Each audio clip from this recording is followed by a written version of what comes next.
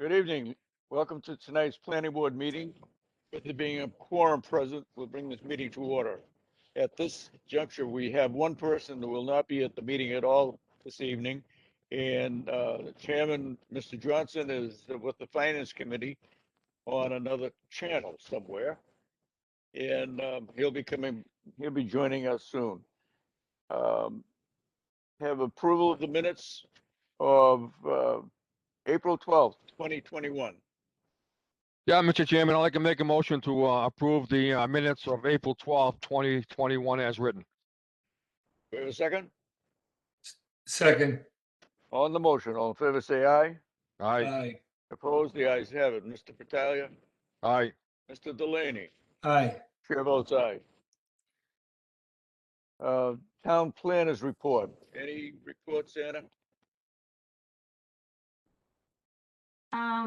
Hi, Mr. Chairman. So no, there's no town planners report. I didn't know if you had something late that might have come in that you want to discuss with us. Okay, No. all right, thank you.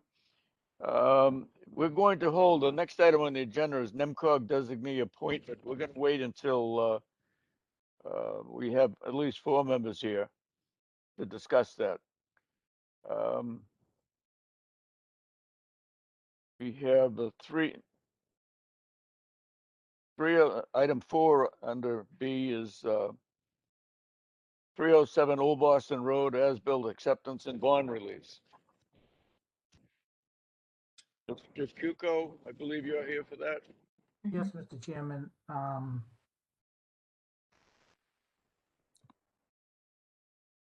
We got a review letter from DPW.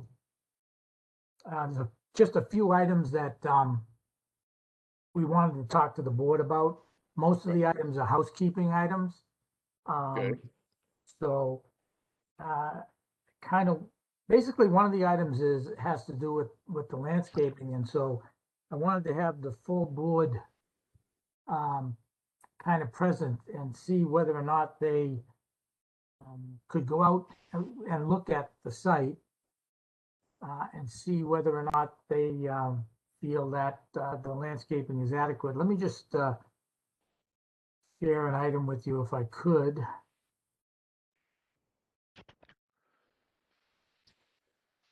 This is the as-built plan, if you can see it. Yep. Okay.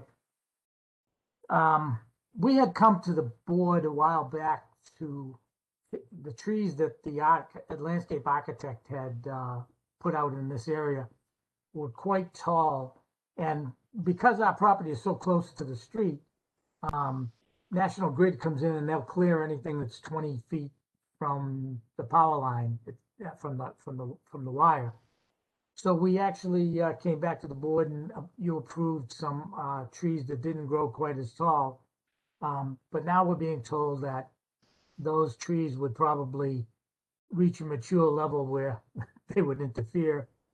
So we would like to see if the board would go out and look at the site, maybe make a few suggestions, or if they think the site is adequate.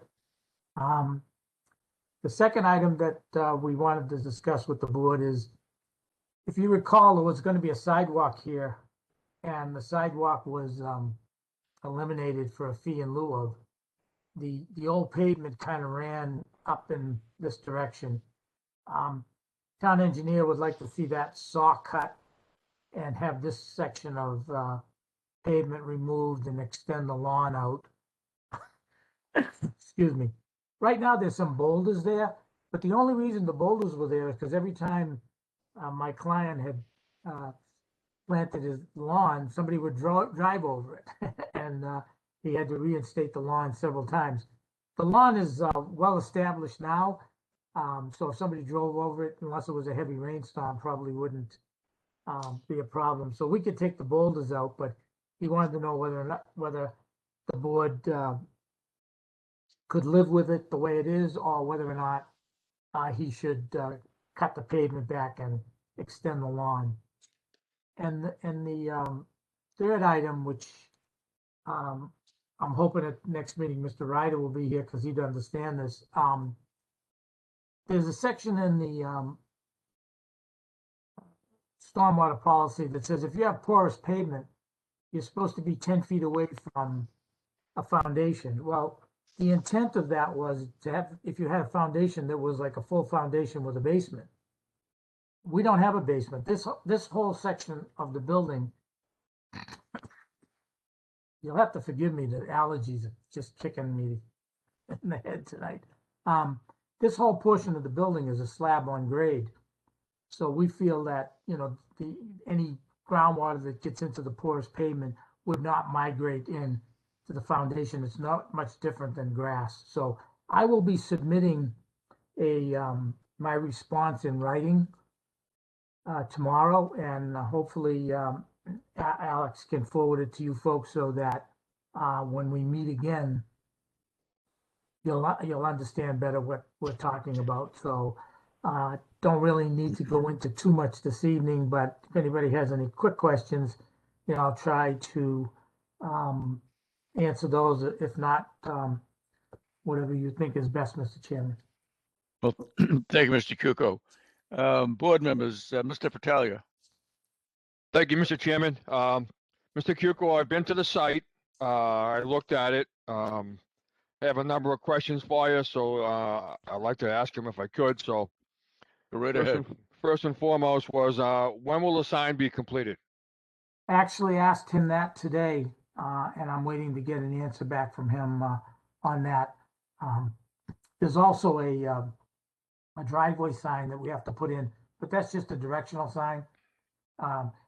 When the project was approved, the preferred exit route would be to have the traffic go east so they don't have this bad intersection. So that sign will be put in, and I'm getting an answer hopefully tomorrow on the pylon sign, Mr. Fataya.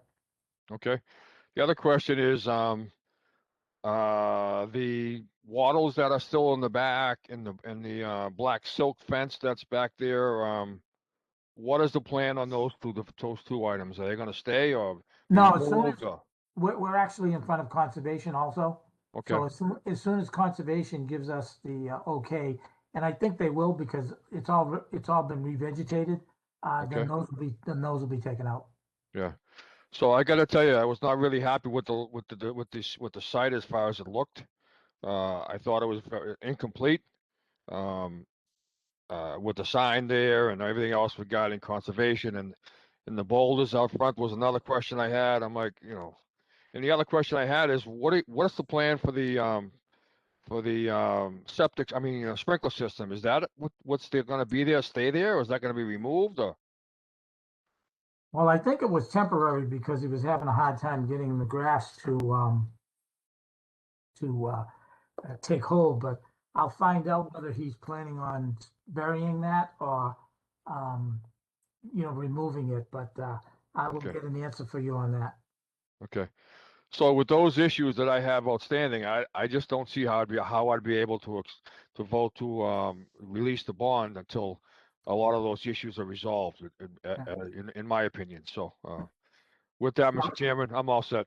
Very good. Yeah, Thank you, Mr. Fratalia. Mr. you- Chairman, I just wanted to also mention one thing is that we would not anticipate coming back on the 10th. Because we want to try to get through conservation. Okay. Because there were some issues that were brought up, relative to right-of-ways and so forth and so on. So rather than to be put on the agenda and then have to continue, we would probably request to go 2 meetings out. Okay. Second meeting in May. All right, fine. Why don't we hear from Mr. Delaney and then we'll discuss moving up the meeting. Mr. Delaney. I guess all my questions were answered. I'll wait till the final thing comes in front of us. I'm All all right. set, Mr. Chairman. All right, thank you, Mr. Delaney. I talked to Mr. Cuco on Friday about this project and I gave him some of my thoughts and he was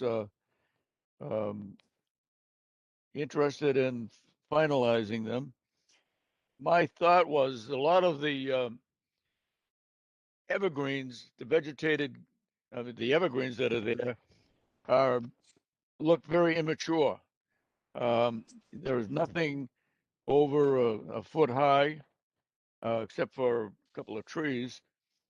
But the border, along the border of the foundation, if so, it would not block a window. If you were to put, and this is just my thought, if you were to put some 2 foot high, maybe 30-inch high evergreens between the windows along the front of the building. That way, you wouldn't have all that expanse of vinyl and concrete, but you would have it would be breaking up.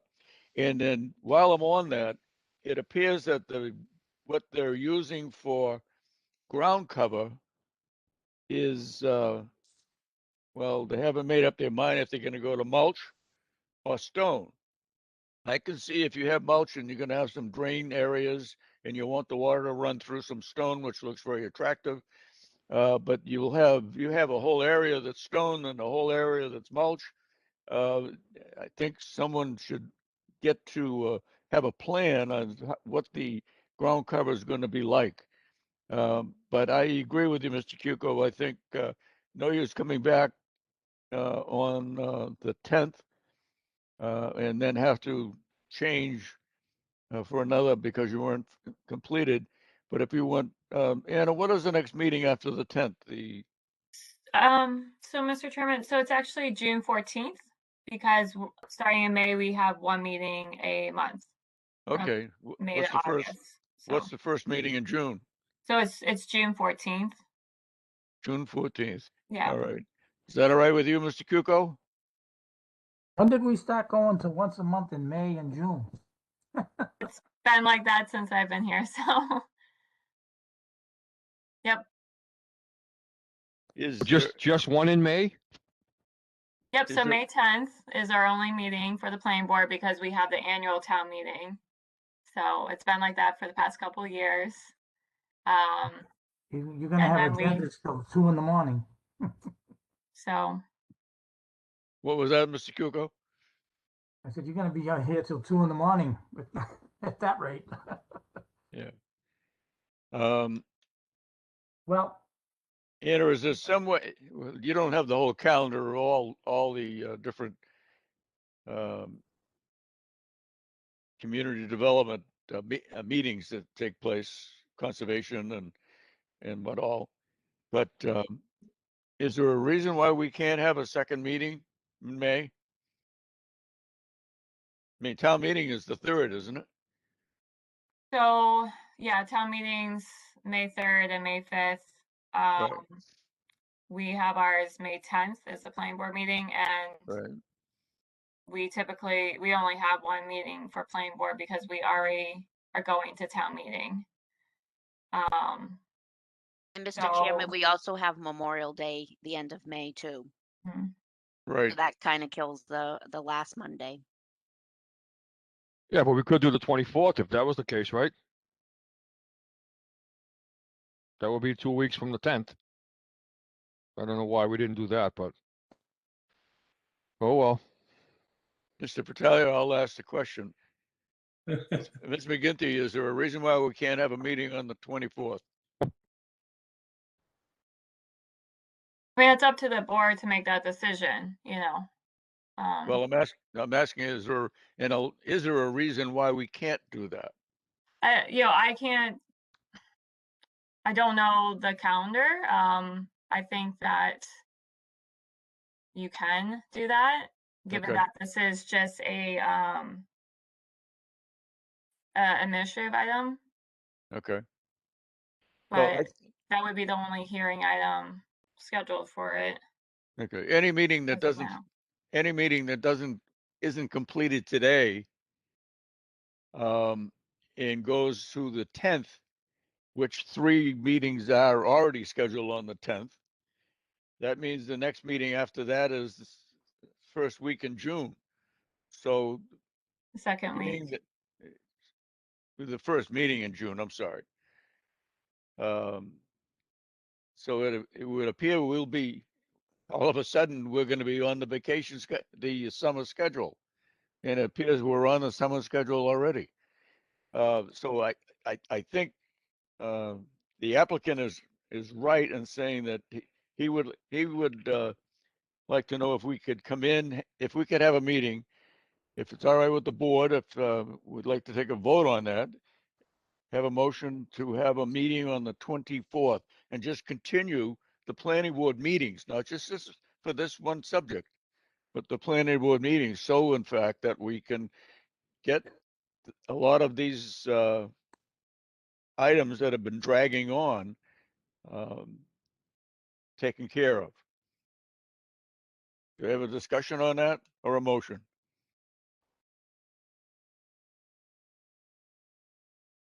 Mr. Chairman, my opinion, in my opinion only, is I think we need to meet on the 24th. I mean, Okay. I thought we were settling on June, July, and August as single meetings, but I was not aware of the fact that May was a single meeting as well.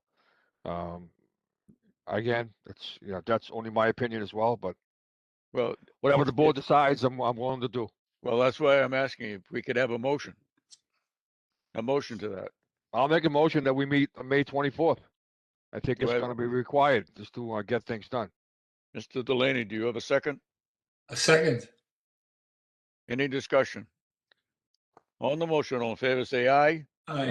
Aye, Opposed? The ayes have it. Mr. Fratalia, aye. Mr. Delaney, Aye. chair votes aye. So, Mr. Cuco, Yes. you heard that. You were on the agenda for the 10th is too early for you, right? Well, I just think it doesn't give the board enough time to, feed my comments and then have us make the changes and get back to conservation and so forth. So, Yep. So the 24th. yes. Mrs. McGinty, do you have a time on the 24th? I don't have a calendar here. So that would be an administrative item, so it'd be 7 o'clock. Okay, very Continue good. to that. Mr. Cuco, you hear that? You're going Yes. to be on the agenda at 7 o'clock. Thank you very much. That's committee reports, administrative actions. Very good. Thank you. All said, Mr. Cuco? Yes, I am, Mr. Chairman. All right, thank you. The next item on the board is 725 Main Street, as-built acceptance and bond release. Mr. Cuco? Yes, Mr. Chairman, here I am, Dick Chuko for the applicant. This is pretty much the same situation. The items that we have to take care of here are fairly benign. But again, the original landscape plan showed some trees in this area, and I believe that the applicant feels that the landscaping is adequate and wanted you folks to take a look at it. Some of the minor things that I have to do is the sign, which is a temporary sign. It's too close to the road and it's blocking the sight distance, so they have to move that sign back. There's a little tiny encroachment of the fence in this corner here that has to be removed. Again, we have some issues we're trying to clean up with conservation, and so the planning board schedule and the conservation schedules aren't congruent like they normally are. So if the board could take a look at this one again for landscaping, the rest of the items are pretty much, we have to go out and paint the fire hydrant cap and stops yellow because they're all red now. So it's fairly minor details on this one, but I hate to try to get it all done by the 10th and then have to continue. I know you people get frustrated with the continuances. So. But any questions on the site, I'd be glad to try to answer them. All right, well, thank you. Board members, Mr. Delaney, any I'm all questions? set, Mr. Chairman. All right, Mr. Fratalia. Well, I had some comments. I said that I thought the site looked pretty well. I was out to visit it and seen, the mailbox sign out there. The parking lot was striped, the dumpsters enclosed, the sidewalk looks great, the landscape looks good. But again, I would like to see the final plan done and have Mr. Hardeman's comments, I think, addressed if we have any issues with him. And then I would look forward to doing a bond release and approval acceptance at the 24th meeting. So May 24th meeting. So Very good, Mr. Patalia. Mr. Patalia made a list of items, and all of those items that I had in my schedule here, he went over. The only one I would like to have done, Mr. Cuco, I know it seems rather silly, not on the scope of things, but the fence on the other, we know whose property is. It's the power company's property. No one will ever build on that, unless the people that own this property buy some property from the power company, but I doubt it. But it's only on the encroaching, I think, about a foot. Instead of putting an easement in for that post that's not on your property, why could you not just take the post out, move it in a foot? So the side fence will go along the lot line, and then the fence, the 90-degree turn would be a foot shorter. That's what we intend on doing, Mr. Chairman. So that's good. Yeah, That, we're gonna adjust the fence here, and then, Yep. like I said, we're gonna take the same sign, but it's gotta be pulled back 4 feet and over 3 feet. okay, all They- right. It's a temporary real estate sign, but it's been there long enough I agree with Mr. Hardeman, it should be put where you folks approved it in the first place. Okay, very good. I can't think about anything else, as not to reiterate what Mr. Fratalia said, but I thought the landscaping looks very attractive. The building is a very attractive building. It's an asset for the Route 38. Now, if Route 38 could be as nice as the buildings, we would have a picture perfect place to drive and look at. That's about it. So why don't we have this continued until the 24th of May at 7 o'clock. Mr. Chairman, I have one more question, if I could, if you didn't mind. Sure, go ahead, Mr. Patalia. So this is towards the occupancy, Mr. Cuco. How are we as far as occupancy there? Is anything solid coming through, or? Well, we have two schools looking at it. One is a driving school, and the other one is an esthetician school. I guess, I don't know, hit nails and what have you. So we're trying to look through the bylaw to find out what the requirements would be for parking, because if it's an auto school, the kids are going to get dropped off. Let's say there were 10 students in there. Do we use the commercial square footage for parking, or do we use, for school? So, the auto school wants to rent it, but we want to make sure that we don't violate any parking issues. So we're looking into that. Oh, good. I like It appears to me, Mr. Cuco, that if the students are coming to learn how to drive, none of them are going to be driving and parking there. So, like you said, being dropped off would be the preferred method of getting there. So, Yeah, but, well, that may be something that we have to discuss with the board, because sometimes there's, I guess, not every instance fits into the cookie cutter for the parking. So if we firm that up between now and the 24th, we may be asking for an opinion on that, whether it requires non-substantial change or whatever. But I can report back to the Realtor tomorrow that I agree with you. They won't be driving if they're coming to an auto school. we may need some more bike racks. Yeah, that's a good point. So Sure. we'll keep you posted on that. Great. I always like to ask that question about occupancy, because that always is in the forefront of people's minds when they see these developments get built, and then they stay vacant for a number of months and so forth. So, but it's always good to hear is people are coming and looking. So that's great. Thank you. One of the things that we're looking at moving forward is that letting the tenants know when we have these mixed use developments.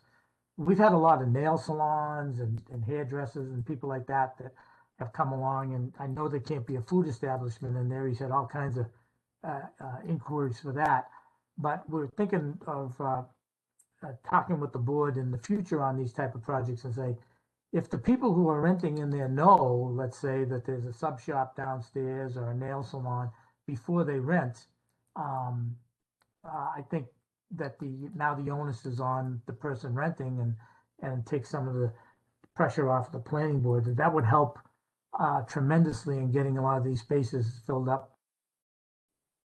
Something for you to consider. Great, thank you. All right, thank you. We'll take that under advisement, Mr. Cuco. Well, Brian? Brian Dorrington?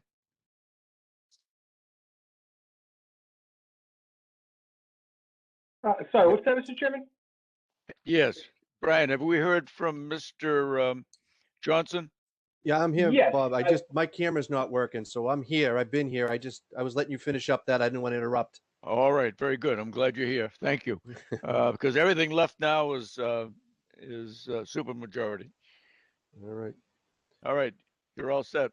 Thank you. Appreciate it. All right. Did you officially change it? Did you officially move this one to the 24th? I didn't hear. Yes, yes, Okay, yes. thank you. Yes. yes. Thank you.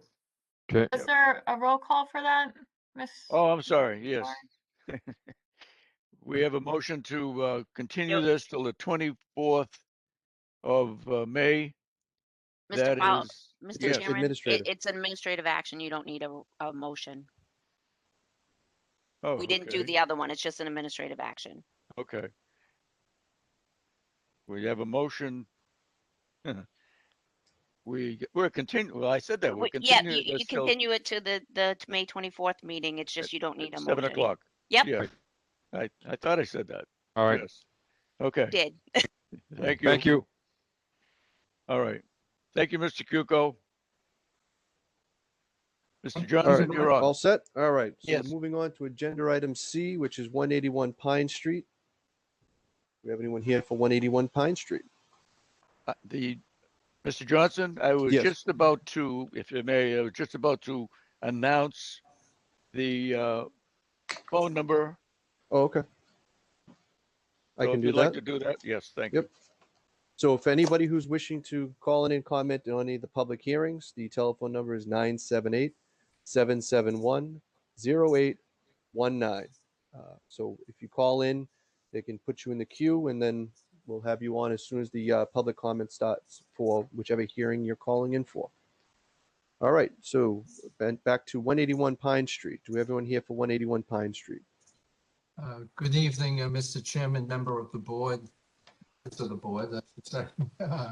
David Plunkett, representing the applicant for the 181 Pine Street. Also with me tonight is Mr. Hammer, Implex LLC, and Mr. Andella, principal of the entity that's the moving party, is also online.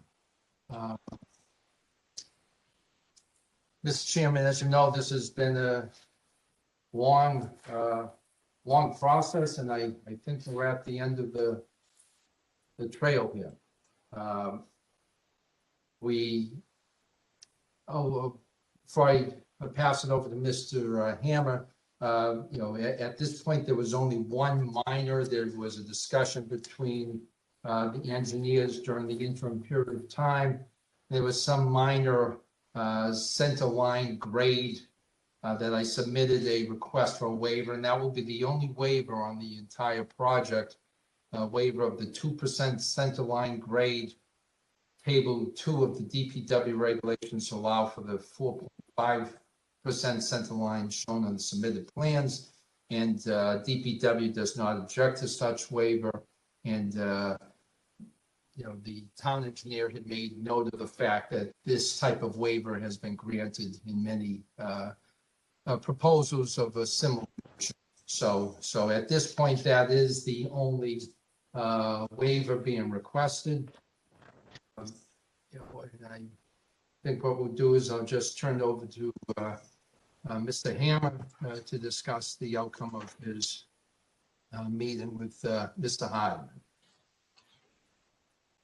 Yeah, good evening, members of the board. For the record, Matt Hammer with Landplex Engineering. As Attorney Plunkett indicated, Kevin Hardiman, the town engineer, and myself had a productive meeting the other day. We went through the plans and some of the outstanding issues that were articulated at the last planning board. That's coming from Mr. Chairman. Not to interrupt with Matt, but I maybe ask Brian. I keep getting this thing popping up. I don't know if you heard that, but it's the X assistant. And it says it's controlled by the host.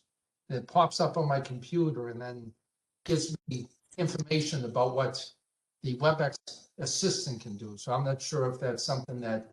Yeah, sorry. Yeah, I can address that, Mr. Chairman. So this is a new feature that WebEx just decided to unleash today, and we're not aware of it, but unfortunately we can't turn it off. So anytime somebody joins a meeting tonight, you're just going to hear that annoying sound, and try to mute it as much as possible. I apologize for that. Thank you, Brian. Yeah, it might be something we can set off in the settings of the platform. So I don't know if you have the ability to do that, Brian. All right, let's just keep moving forward. If it pops up because someone joins, we'll just have to deal with it for now. So again, Kevin Hardiman and myself had a meeting. It was productive. He updated a letter since that meeting with an indication of his general comments, provided 1 through 4. The first comment is Mr. Hardiman's recommending that the homeowners association facilitate the maintenance of all of the drainage components of this project. That was new to me. Initially, when this project was discussed in terms of the homeowners association maintaining the drainage component, it was specific to the mowing of the detention basins that would have been done additionally while we were taking care of the center island and the areas along the sidewalk. And that was a new comment, and he essentially just had said that we should take that up with the board. We're expecting that the mowing of the detention basins was something that was relatively light in nature to perform as part of the ongoing maintenance of those basins, as well as checking for any obstructions a couple times during the year in those basins and removing any debris out of those basins. And he's indicating now that he would like the homeowners association to take care of all of the drainage structures. So that was new to me, but he wanted us to take that up with the board. Do you want to go them one by one, or do you want me to go through each one? Just go through because I mean it's just the 4 of them, so we can go back and discuss Sure. them after. It'd probably be easier to just get through the 4. Sure. The second one is there's a slight difference in the requirement from what we propose for the grading as you come with the roadway into the intersection, which Attorney Plunkett had already articulated to the board in the way that we would be requesting a waiver, of which Kevin, Mr. Hardiman is supporting. The slight difference in grade. We're not coming into the road at a steep grade to begin with, so that plays a factor in the grades coming into the intersection. So there was a slight grade differential there that was noticed by Mr. Hardiman. And then additionally, number 3 was the site distance. We have on our plans showing vehicles parked in the driveway. There's ample room within the driveway to accommodate those vehicles. As you know, the pavement is slightly on the abutting property, the Kelly property. as you're facing the property would be to the right. And we just added some additional information to show that there's ample room within that driveway. There's a garage in that driveway. We show vehicles that could easily be situated in that driveway without it interfering with the site distance. And then number 4 is the normal permits that are required, related to items A through I, which we understand and accept. All right. Do you guys have anything else? That's the summary of the letter and the meeting from what was discussed with Mr. Hardeman. All right. So I'll run Mr. through. Chairman, Yes, I'm Mr. sorry. Plunkett. Just to go to the issue that Mr. Hammer was referencing in paragraph 1, there has been a consistent application, including just as recent as 2 weeks ago, when there is a roadway that is designed to be a public way to be submitted for approval by the town, that the homeowners association is not responsible for anything within the roadway itself.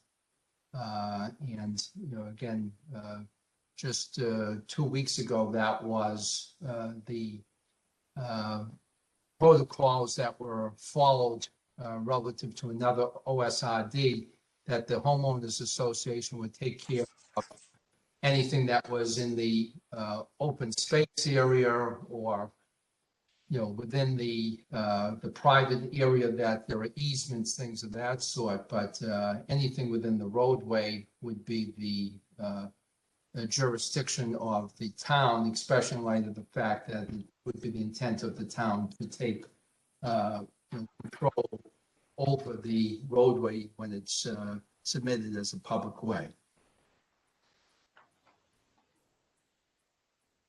All right. So let me run through, because see what the board members are on this. Mr. Fowler? Yes, thank you, Mr. Chairman.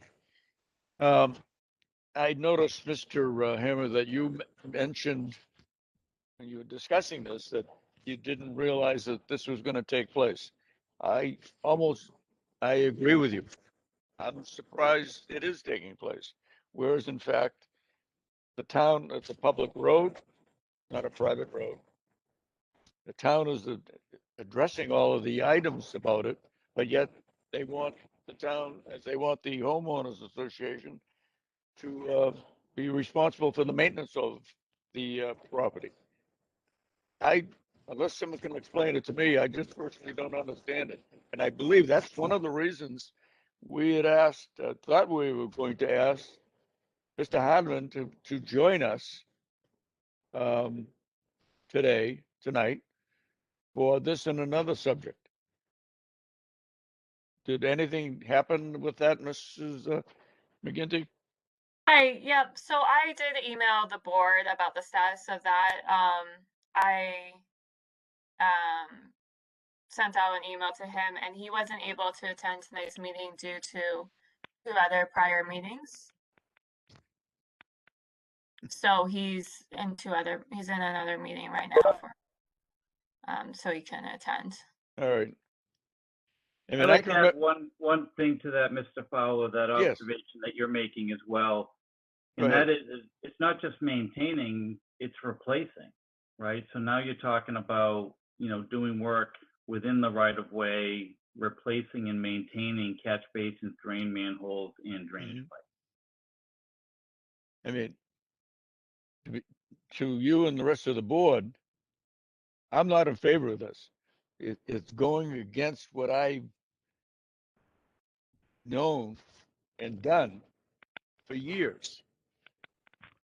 Very seldom does this happen, only on a private road.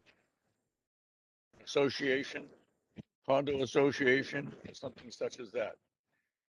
But, so I really don't know what to say about this. I mean, is this going to get to a point where we say, we disagree with that, and he wants it, and then what are we going to do? I'd like to say that I think you know that we've been really patient working through every issue related to getting this roadway the way that the town engineer requires it. And in doing so, to now have it so that we wouldn't be able to have the benefit of the town taking care of the drainage systems under their normal maintenance of all the roadways was a surprise to us. Well, Mr. Chairman, I don't know what to say other than that. I mean, this project has gone on for almost a year. We can't blame the coronavirus for the delay in this. Maybe some of it, but not all of it. Somehow we have to come to an agreement on how this is going to be done and what the final project is going to look like, and who is going to be responsible for the items that are inspected and approved by the town. Who's going to be responsible for the future maintenance for next 100 years? All right. Thank you. That's all. Thank you, Mr. Fowler. Yep. Mr. Fratalia. Thank you, Mr. Chairman. I concur with Mr. Fowler's comments about maintenance and so forth and so on. It's not, we should not put that on the homeowners association or the residents that live there. It should be maintained by the town going forward as far as the replacing and all that, you know, conditions and so forth and so on. We're asking too much of the residents and of the homeowners association to put that on them. It's a town road. It was decided a long time ago that it was going to be Mackenzie Way, I believe, and we all knew that. So, and it was going to be a town road. So, that can't be submitted in the last 19th hour of discussions here. So, you know, Mr. Hammer, I agree with you. We've been going back and forth with you. I think you've done a great job getting to where we are now. You know, sidewalks were an issue and so forth and so on. But I think it's time for us to make a decision. You've done your due diligence to get this project done and work through all the obstacles. And I think it's time for us to vote tonight and see what happens. But with that, I'm all set, Mr. Chairman. Thank you. Thank you, Mr. Fratalia. Mrs. Delaney. Yeah, I kind of echo the same words as my counterparts here. The only thing is, Mr. Plunkett promised me certain things. All my questions were answered in the homeowners association thing.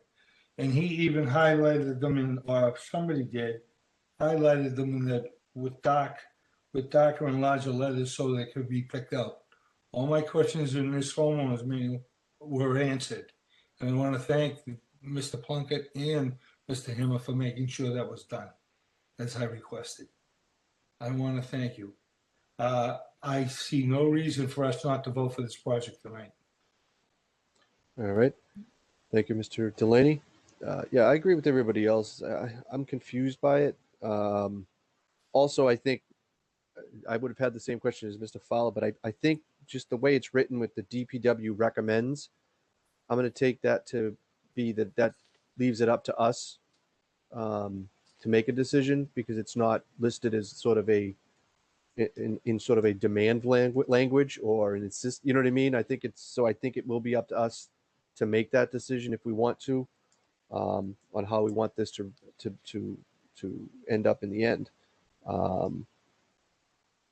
You know, I don't have any others on the rest of them. Do you guys have, do the petitioners have anything else they need to add? You know, just to focus on that issue about the roadway, again, the consistency we could look to just 2 weeks ago where there was an OSRD, pretty much the exact same type of layout, 4 walks. And at that time, there was discussion, it was agreed that, you know, it should be the, you know, again, that was a roadway to be dedicated to public use, that the intent would be then that the homeowners association would take care of issues relative to the open space area and things of that sort, but anything within the roadway or anything, tied to the actual system that be connected to the roadway would be the obligation of the town. So it's really a matter of consistency and follow what has been done, including as recently as 2 weeks ago. All right. Okay. So if none of the other members have anything to add, do the proponents have an opportunity to look at the draft conditions?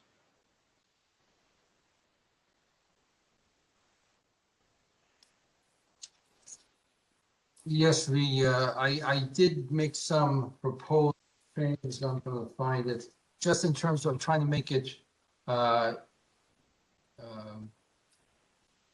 we have to change some of the language to make it consistent more with the matter in terms of the town taking responsibility for the public way. I had sent on, I think Ms. McGinty has some of the changes. I don't know whether the language is, I could do some additional, clarification of what's intended here. But I had, especially in relative to the language in the proposed conditions, it was using language that wasn't consistent with language that we were using before in terms of, I think that the proposed language was the topography or something along those lines, and consistent with the language from the town engineer and consistent with the language that we then put into the homeowners association. It wasn't the topography, it was protected low point areas or the established maintenance easement area for wick drain. And then any modification of the grade and all of the protected low point areas. Again, I think it's important that we would have it consistent with the language that had been proposed by the town engineer, and that I had incorporated into the initial homeowners association. So that I think was something to suggesting that we should have it, that we would have a consistent use of language that you would find through all the documents and recommendations. So, Mr. Chairman, can Yes. I just respond to that? Yep. I didn't get a copy of a revised conditions. I got the email today with a waiver request, and the conditions that were attached was the document that I had sent on dated for April 23rd. So I don't have that. And just for public record, I was out this afternoon. I take comp time typically in the afternoon. I do check my emails before we start the meetings, but I didn't receive that email, so I don't have a copy of that. If Mr. Plunkett could say what day he sent that revised conditions, that would be helpful. It was this afternoon. It was with the waiver request at just this afternoon, and it had the draft conditions that had some, rather than red line, it came out blue lined changes.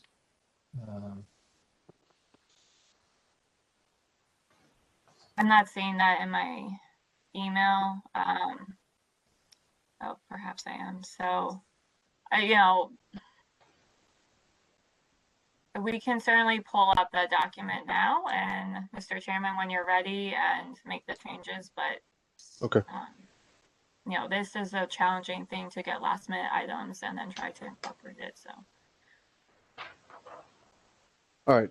But beyond the language regarding the public way maintenance and whatnot, the rest of the draft conditions, there's no issues, correct? I think the only other major issue was that rather than saying again, I'm trying to remember the exact language that was there originally. Say Ms. the McGinty, can you put topography. up the draft? Can you put up the draft conditions as we have them right now?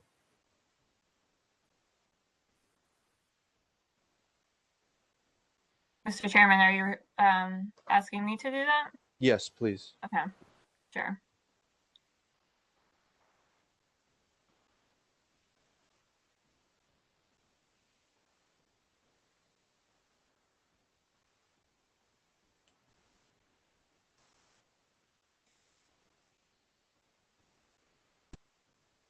It was what David is talking about was an email from Alex at 1:53 p.m. today that was sent out.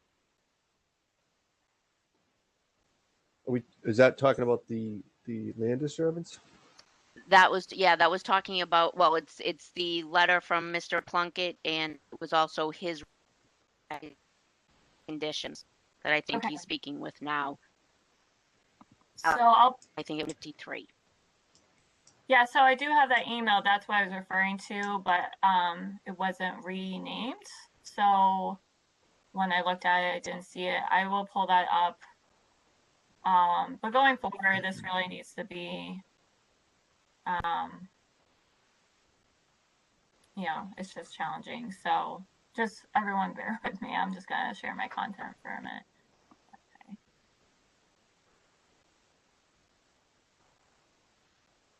Okay. So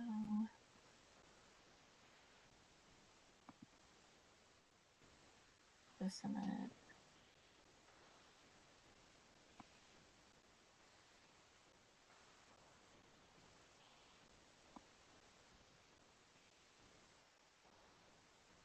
Mr. Chairman, can I make a comment while we're waiting for Mr. McGee to get her paperwork squared away? Yes, Mr. Battaglia. You know, Mr. Plunkett, with all due respect, you've been on this board for a number of years.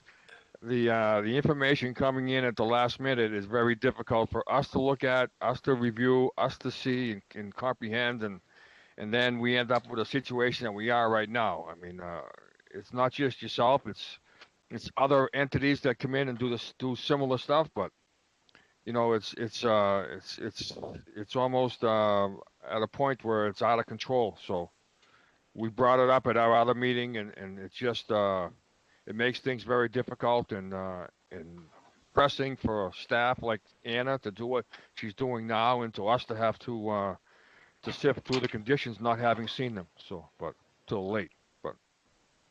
No, I Observation, understand, Mr. Plunkett. I have utmost respect for you as far as what you do, and we've worked together before. So, it's very difficult, and you know that. So, but Yeah, we received them on Friday, so yeah, we tried to respond as quickly as possible. It was just last Friday, so. yeah.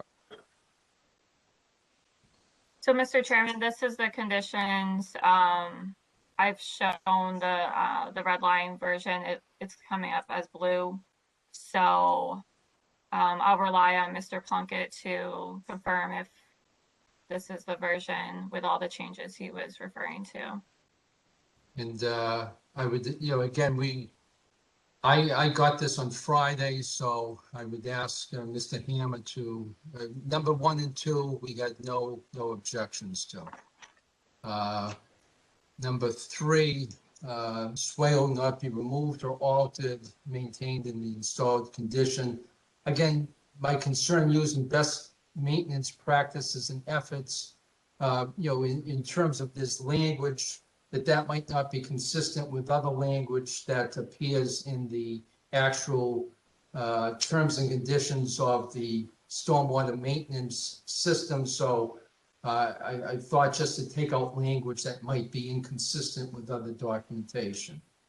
We're going to have the drainage easement for Lot 1, landscaping for the swale, and related drain system. So actually it's Matt on the language there, and the related drainage system. Would that also come out? No, that would stay. Okay, so that stays. Yep. And then just again, in accordance with the approved stormwater management plan in perpetuity. So we're all set with that. Paragraph 4, I don't think we had any changes to. Paragraph 5, we didn't have any changes to. Paragraph 6, we didn't have any changes to. I'll go back for 1 second to 5. Is it 10 feet or 8 feet? The size of the trees? So it's 10 feet, Mr. Chairman, for subdivisions. Okay. That's a requirement Okay, for the just, subdivision rules and regulations. All right. Number 8.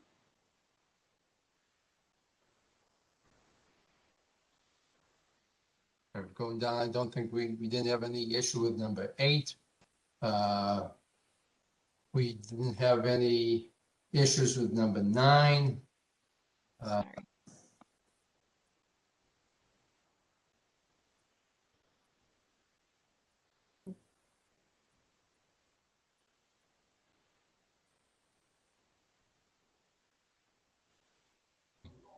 Okay, number 10, the language I put in that I tried to address the issue, and I said not located in the roadway.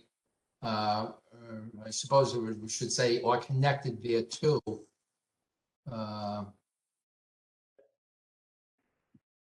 And then that's also in number 10 is where I put in the language to be consistent with the language as set forth in the letters of recommendation from the town engineer, and the specific language that we were using was protected low point areas or the established maintenance.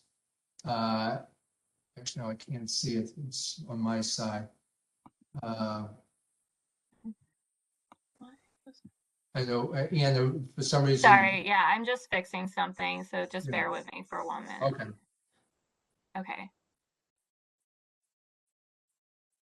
Okay, so number 10, I believe I'm showing the inline additions that you made now. Yeah. And so that was, so the language protected low point areas or the established maintenance easement area for wick drain. And so that's the language that was used by the town engineer and incorporated into the homeowners association. To me, it just seemed that we should be consistent with the language throughout all the documentation. Just before we go any further on this one, I also, Anna had the note question in there for us having a determination, but I think from our conversation earlier, the expectation is that this would end up being a public way. And you were looking for that answer, right, Anna? Yes. Yeah, so that's something throughout from the start of the hearing process, it hasn't been clear about the consensus with the roadway. So I put that note in to, wait for tonight's consensus. So. All right, let me just before we go, just do any of the board members disagree with what I just said, which is that I think we view this as expecting this to be a public way? Correct. Okay. Correct. Correct. All right. So the question answered on that one. Okay, I'm sorry. Continue. All right, so that's the explanation of the changes I propose in paragraph 10, but looking closer, I would ask Mr. Hammer, I say not located within the roadway, we should say or associated therewith. Is that Mr. Hammer? yep. I agree.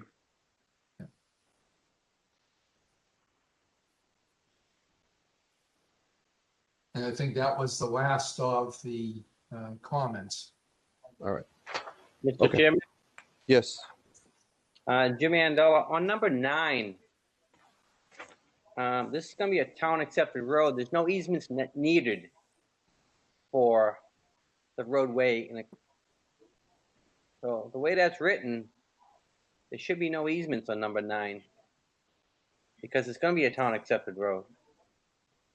That's I believe when they put that in there to. Yeah, but that condition would go away on its own once it is accepted. Okay. It's just if it turns out that they deny it, because we can't guarantee that they're going to accept the road. I mean, if it doesn't happen, then you got a different set of, you know what I mean? You're working under a different set of rules. If it's in there and then it's accepted, then your issue goes away.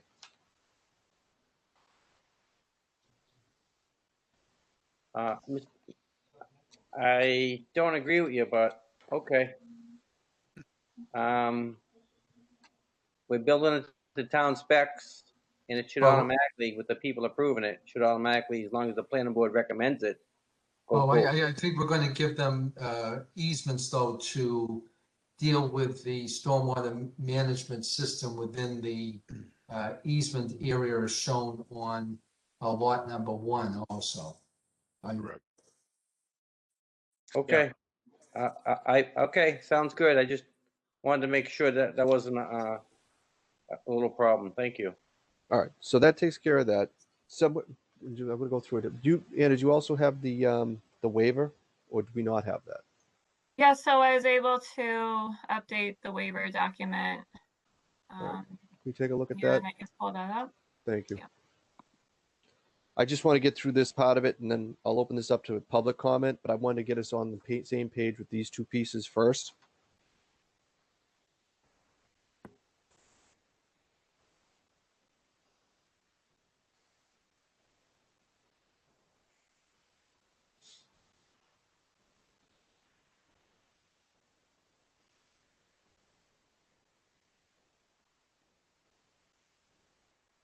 I think I would put before percent center line, put intersection center line.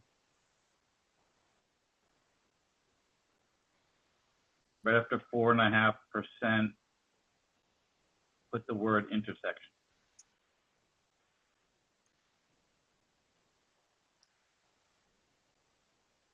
All right, are all the members fine with this? Yes.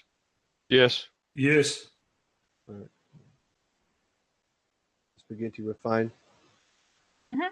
All right, okay, so let's set those aside for now, and let me ask one other question. So I got emails today about the land disturbance permit. Mr. Plunky, you're aware of this? Yes, I saw the email that it could not be heard tonight. It could not be, I'm sorry, could not be voted on tonight, so. And you're aware of what needs to be done to get that piece of it squared away? I'm not exactly certain what requires, but we can certainly find out what needs to be done. All right, my So- understanding from the, go ahead, Ms. McGinty, go ahead. Sorry, Mr. Chairman. So that when that application was submitted, it was put on hold. So it was not, it was requested to be put on hold. So it was never put on the agenda. Like, so that needs to be publicly noticed in the newspaper. So yeah, So that's that would what just be a my separate- emails today would tell me, that the updated abutted list and notices all still needed to be done on the land disturbance permit. So whatever needs to be done, you have to get done so that this can be dealt with, but it's not going to be dealt with tonight, obviously. No. All right, okay, just want to make sure everybody understands. All right, so since we got everything else squared away, I'll open it up to the public for any comments. Ryan, do we have anybody on the line for public comments? We do, Mr. Chairman. Caller, call all right. whatever you'd like. Who do we have? I believe we have Mr. Hopkinson. Is that correct, Mr. Hopkinson? Can you hear me? Yes. Mr. Hopkinson? Yes. Can you All hear right, me? the floor is yours. Okay, thank you. You just go over the draft condition. Should the town lawyer look at it? What's that? Could you say that again? I couldn't hear you. Yes, you're going over the draft condition, and it seems pretty forward. Shouldn't the town council, town lawyer look at it? The town council? Is that what you're asking? Should they look at it? No, that's not how they're done. We're the ones who issue those. The only time town council looks at something is if we ask them to, such as the homeowners association agreement. Yeah, no. It just sounded confusing. The 6-inch pipe that the town engineer wanted, I think that was the confusion on the who takes care of them. I think that did you replace the 6-inch pipe with a larger size?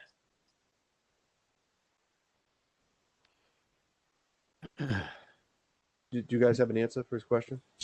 Yeah, no, the 6-inch pipe remained. We did a pipe analysis on the 6-inch pipe, and you know, at the 100-year storm event, which is the largest storm event you can have, that pipe was only a half full, and there's very little water going to that pipe, and in that pipe is only 21 to 23 feet in length. Yeah. As I understand it, the town council on my mind here, a town engineer, he was concerned about plugging up, I think, in the maintenance of it. That's where I think he was coming from. I can't answer for him, but I think that's what he was saying. Yeah, that was a concern, and just as all the pipes are going to be maintained, that pipe will as well. Okay. I just have a question for the board, each member. Can anyone give me reasons why the planning board law 5.3.20 in the state MS4 guidelines, why wouldn't it apply to my property? Oh, I'm sorry. I don't know what the section was you just said. I didn't even hear you. Okay. What was the section? 5.3.20 in the state MS4 guidelines. Oh, are we discussing the same issue that we've been discussing all along, right? You're asking us to tell. You tell me any reason why it wouldn't apply. Well, as we've gone over before, what we've already said is we've heard what you've commented on and what your concerns are, but we've also taken the information that's been submitted to the town showing that the project complies with the requirements. So we're not ignoring anything. The planning board, what I'm saying is the developer is making my property part of his drainage system. Whether it drains off or not is immaterial. Whether it is, they've always said that it's going to come over to my property at some point. And my property is being used as a drainage system. And the law says you can't do it. And that's what I'm coming from. I'm just asking. But, you know, maybe I have it wrong. I don't know. But you have 5.3.20. You can't do it. Right. So basically, I think that the easiest way to explain it is that at this point, provided that the planning board approves this project at some point this evening or at any point in the future, that would simply be the planning board disagreeing with your assertion versus the information we've been provided. I don't know any other way to tell you, and I'm not going to poll the individual members to give you an answer on that question. By their own ruling, by their own voice, they said that it was going to. We've been over this too, Mr. Hopkinton. We're not gonna rehash it again.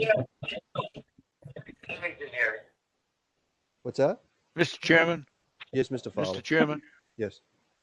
Go ahead. Would you please ask can you hear me? Yes, go ahead. Yes, can you please ask Mr. Hopkinton to stop talking while you're explaining something? We can hear him in the background trying to talk over you, and that's not how we work. Very good, thank you. Mr. Hopkinton, continue. Well, no, that's basically it. And I didn't mean to talk over you. These phones are the greatest thing in the world.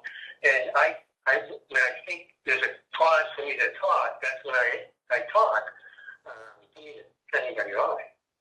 But really, I'm just asking, can anybody, why wouldn't it apply to my property? It has nothing to do with the drainage calculations and things like that. But it says you can't do it, and I'm wondering why the board thinks they should do it. I think I can answer this question if you want. Yes, please. Can I share my screen? Yes.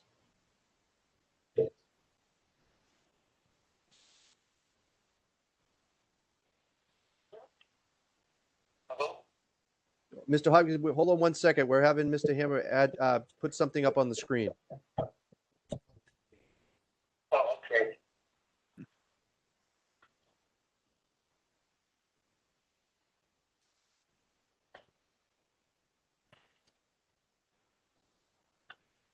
Can everyone see? No, oh, there we go. Yes.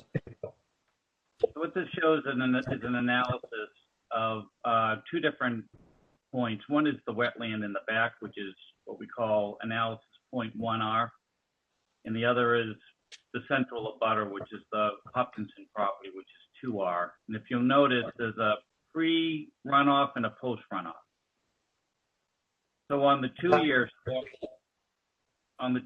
storm event, there's no net increase or decrease to the abutting property.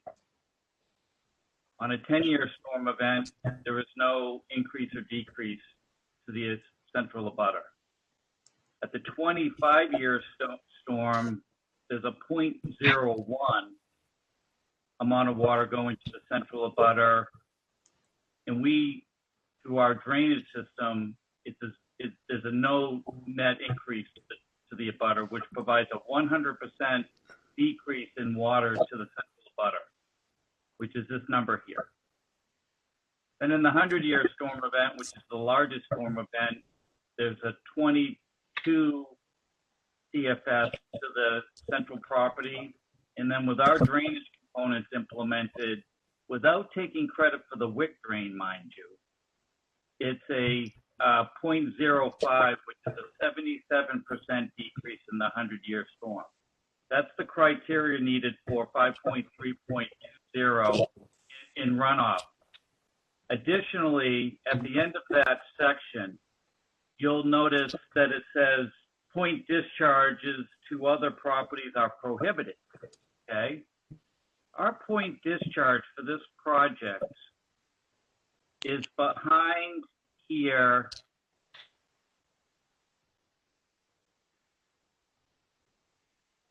at this forebay that's on the other side of this ridge area, which is located here, where this water, when it goes through this drainage system, would then goes and infiltrates into the soil and is far away from the central abutter. So the point discharge is actually here. And that meets the second part of that criteria of 5.3.20. So I'll put it back to you. Thank you, Mr. Hammer.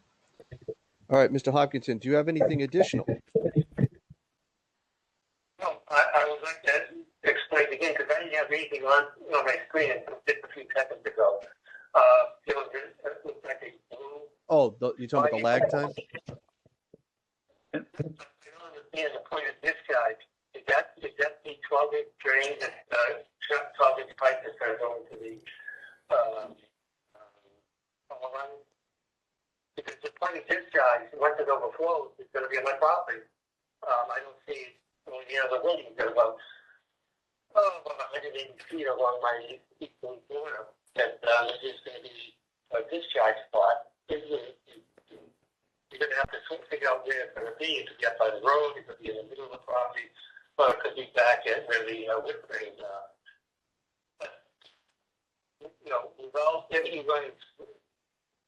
I think like Mr. Hopkins, I think the simplest way to. Or something like that. It's going to come over the top. It's going to be on my property, and it's part of it. If you look at the drawing, it shows it, and it's just having arrows to it. Okay, Mr. Hopkins, I think, but we're doing this round and round in circles. I think the best way I can explain to you is that, and as was just shown on the screen, for the information presented to the board, it is not violating the section you're referring to. So I don't know any other way to put it. You disagree with what's been presented. I understand that, but nothing's changing based on our conversation if we keep going round and round about it. So is there any other information that you want to give or ask? Well, not to go around and round, but when it plugs up, where is the water going to go?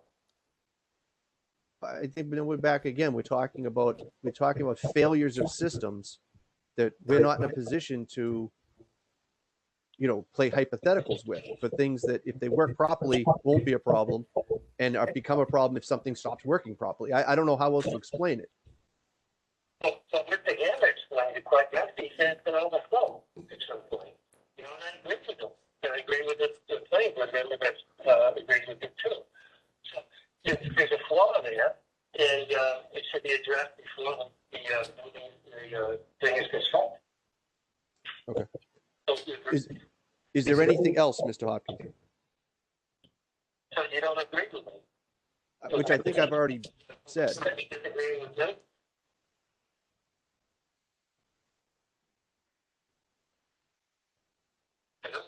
I'm sorry, what was your last question?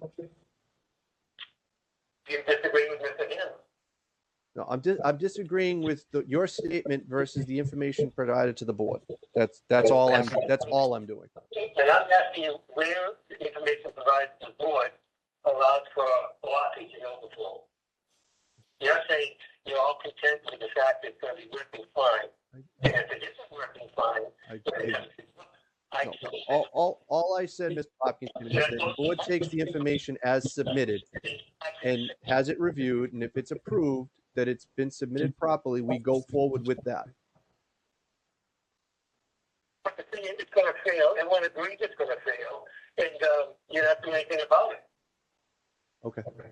Mr. Hopkins, do you have anything additional? Go ahead, I'm sorry. I actually disagree with Mr. Hopkinson's statement, because what you do about it, if something does go into failure, and as we know, there's lots of different things around the town that can go into failure, you fix it. It might be one temporary thing that might happen in a catch basin. That's why these systems are maintained. If it's maintained, but in the middle of winter and you have ice storms and the springtime with the water and stuff, it's going to overflow at some point. Now that's the part of the system when it overflows. You said it would. It's part of the system. Now what are you going to do to prevent it? You're saying tough. I think is that what I think? I'm not even sure who that commission's directed to.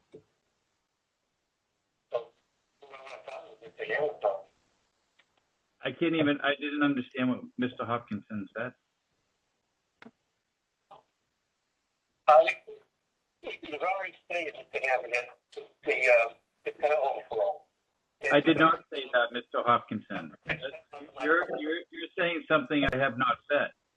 What I have said that when systems are maintained, and this system's going to be maintained on a yearly basis, those maintenance reports are going to be submitted to the town.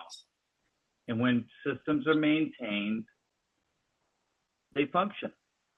And when they're maintained and they notice something that might be replaced, they know well ahead of time what a potential replacement may need to be on something that's being maintained by the town, which they know what they're doing. And we have the DPW right across the street from the project. So, that won't be there. It's going to be the homeowners association. And on May 11th, I could, 2020, stated that the overflow will go on to his property, meaning my property. If the hand replied, it is at 132, and it will go on to his property.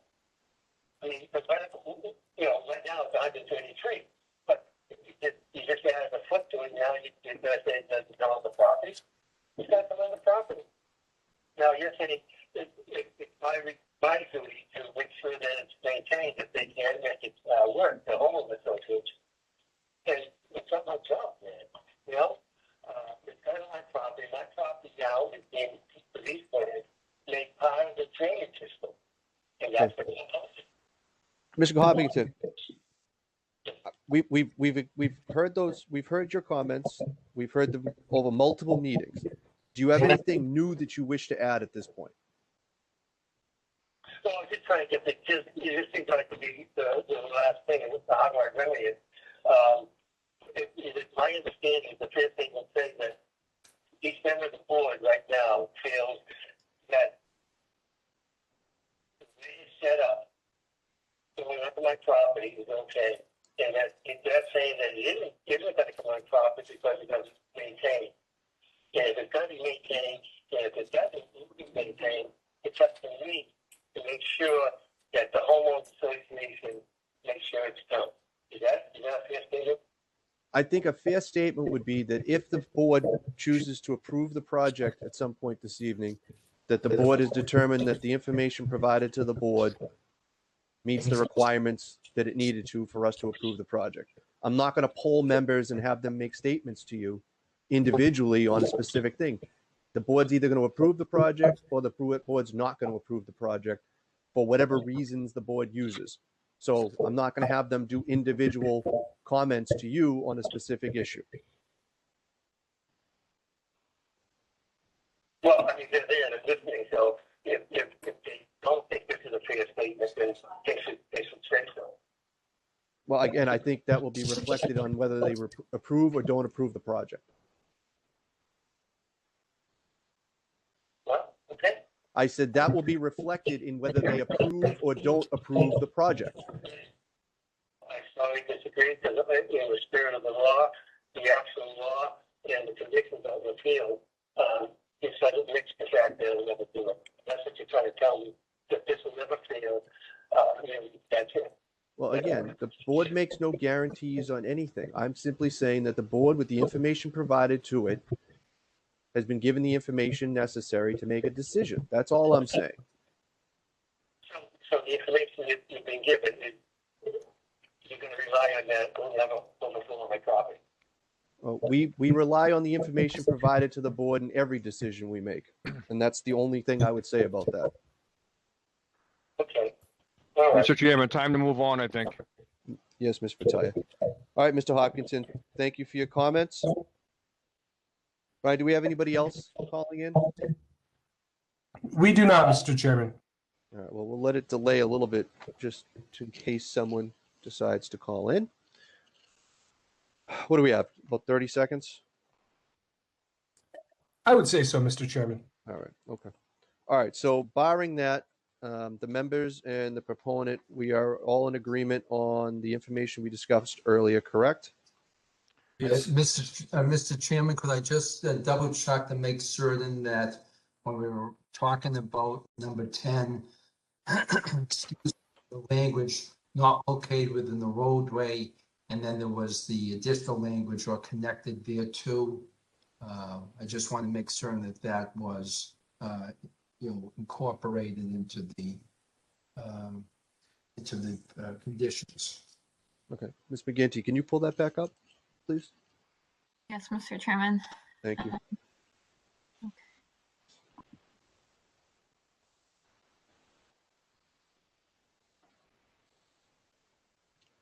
Okay. So this is the conditions. I'll just scroll to the top. So hope we can see that. And then this is item number 10. Yes, please. It's right here. Can you guys see that? Yep.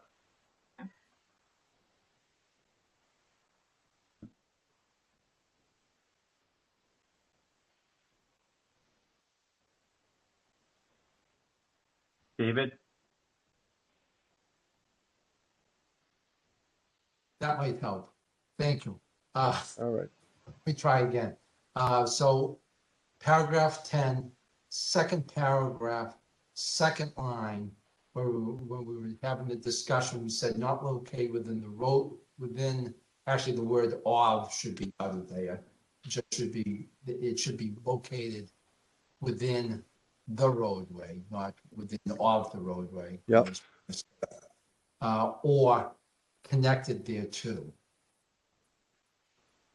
Okay. Mr. Chairman, would you like me to That's add fine. that? Yes, please.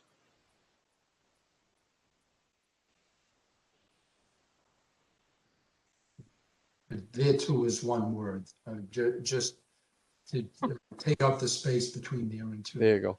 And a comma after there too. Perfect. All right. Okay. Before we have to pull out the blue book, we're good. All right. All right. So I think we've given enough time to make sure nobody else was going to call in. We've discussed the conditions. We've discussed the waiver. Is there any other issues that any of the board members think we've overlooked or wish to discuss?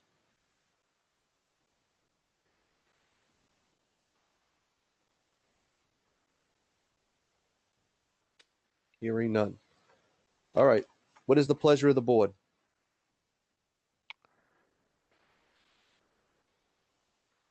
Make a motion, Mr. Chairman, to close the public hearing. All right, I have a motion made. Do we have a second? Second. Motion made and seconded. We'll take the roll. Mr. Fowler, Aye. Mr. Vitalia, Aye. Mr. Delaney. Aye. Chair votes aye as well, 4-0. All right, as to the waiver. Mr. McGinty, can we pull the waiver? Oh, perfect. Thank you. Yes. Mr. Chairman, I'd like to make a motion to approve the waiver as written and on the All right, screen now. So we have the waiver as written and discussed earlier this evening, also on the screen right now. So I have motion made. Do I have a second? Second. Second. All right, motion made and seconded. Mr. Fowler, Aye. Mr. Fratalia, Aye. Mr. Delaney.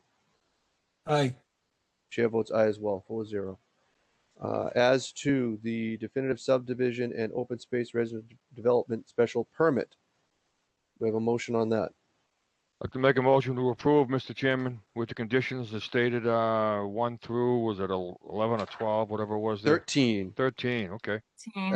as discussed and edited this evening, the final version as it appears on the screen and as last discussed. Perfect. We have that motion. Do we have a second? Second. Second. Motion made and seconded. Mr. Fowler, Aye. Mr. Fratalia, Aye. Mr. Delaney. Aye. The chair votes aye as well. All right. Thank you, gentlemen. Thank Good luck. you. Mr. Chairman, members of the board, thank you very Yes. Thank you very much. It was a long process. All right. Well, we'll see you on the land disturbance permit at some point Yes. soon, too, correct? All right. Yes, yep. All We'll right. be submitting that. Thank Okay, you very much. Thank you. All right. Thank you. All right. Bye. All right. Moving on to agenda item D, 2504 Main Street. Use special permit. Do we have a motion to waive the public reading? So moved. Motion made. Do I have a second? Second. All right. Mr. Fowler, Aye. Mr. Vitalia, Aye. Mr. Delaney. Aye. The chair votes aye as well, 4-0. All right. Do we have anyone here for 2504 Main Street? Yes, Mr. Chairman, Dick Cuco here representing the applicant. On this particular hearing, Mr. Chairman, unlike the following one, my client was not able to attend, and where there's only 4 members present on this one, we'd like to continue this to May 10th if we could. Okay. I just want the record to show that the hearing was opened and we asked to continue. Okay, that's fine. All right. So, Mr. Chairman, make a motion to continue the hearing as discussed, 2504 Main Street to the May 10th meeting. all right. So that'll be at 7:15. All right. So we have a motion made. Do we have a Mr. second? Chairman, that Second. will be I'm at sorry. 7:20 because 10:23 and 10:29 East Street's been going to be continued to 7:15. Oh, okay. All right. So I'll have to leave space. All right. So that'll be 7:20. So 2504 Main Street continued to 7:20 on 5/10. So I have a motion made and seconded. Mr. Fowler, Aye. Mr. Fratalia, Aye. Mr. Delaney, Aye. and the chair votes aye as well, 4-0. All right. Thank you. All right. Moving on to agenda item E, 2493 Main Street, use special permit. We have a motion to waive the public reading. So moved. A motion made. Do I have a second? Second. Second. All right, motion made and seconded. Mr. Fowler, Aye. Mr. Fratalia, Aye. Mr. Delaney, Aye. and the chair votes aye as well, 4-0. All right. Do we have anyone here for 2493 Main Street? Right here, Mr. Chairman, Dick Cuco representing the applicant. I'm going to share my screen, I hope. There we go. Oh, wrong one. Thanks. Mr. Chairman, board members, this is the site of the former Route 38 Cafe. And if you look at Main Street, all of the buildings that are on the west side of Main Street are single-family residences. This obviously was a single-family residence back in the day, but it's been a cafe for a long time, and it just seems to be with COVID, the restaurant business is not very lucrative. So the applicant is, excuse me, proposing to turn this back into a single-family residence. And what we have here is, if you notice, there's like a sea of asphalt pretty much throughout the whole property over there. So looking at it from plan view, on this side of the street, we have residence, the subject property, residence.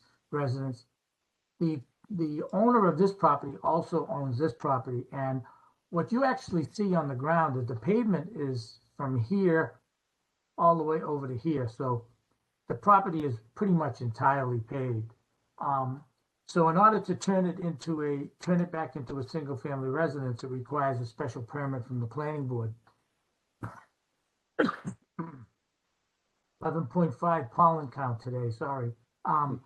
So what the applicant would be proposing would be to eliminate, the pavement in this area, and that we're hoping to actually access with the driveway from State Street.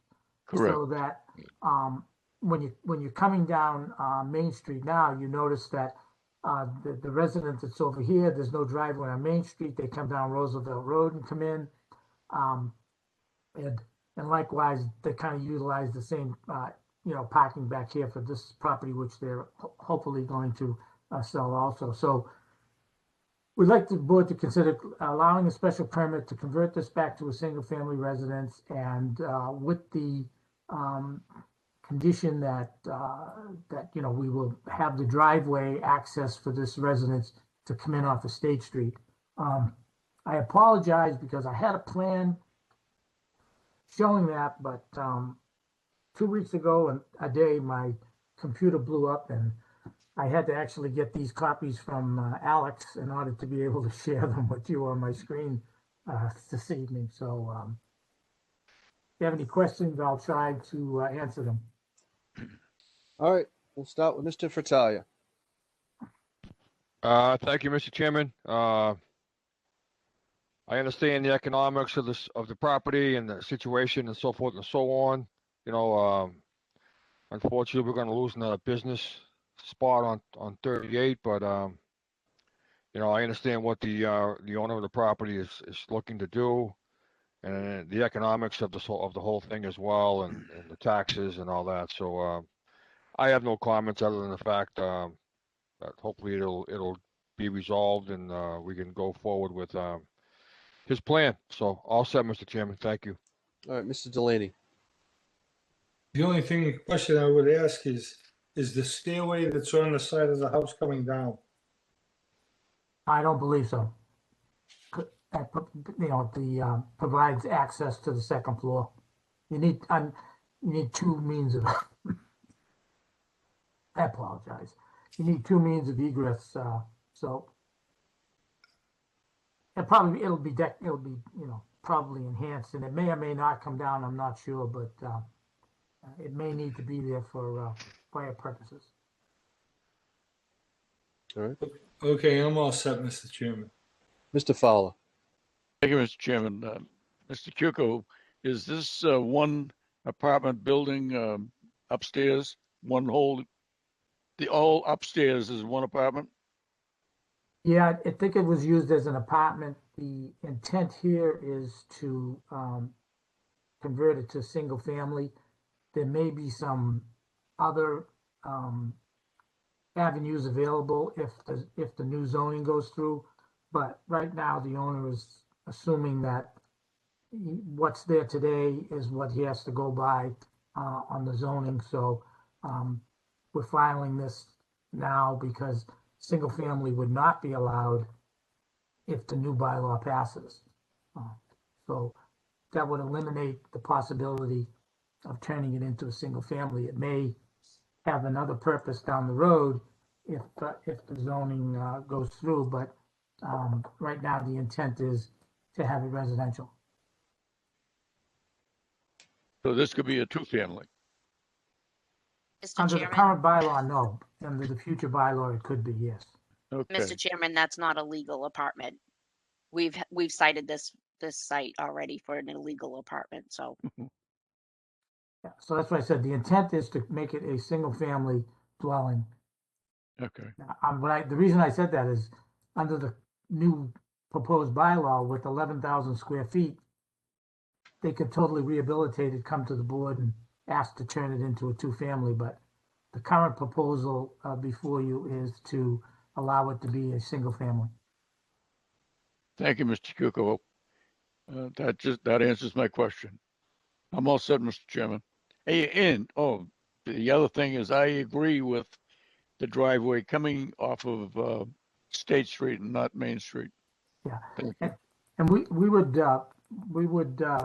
not have an issue with that being a condition. Thank Okay. you. All right, thank you, Mr. Fall.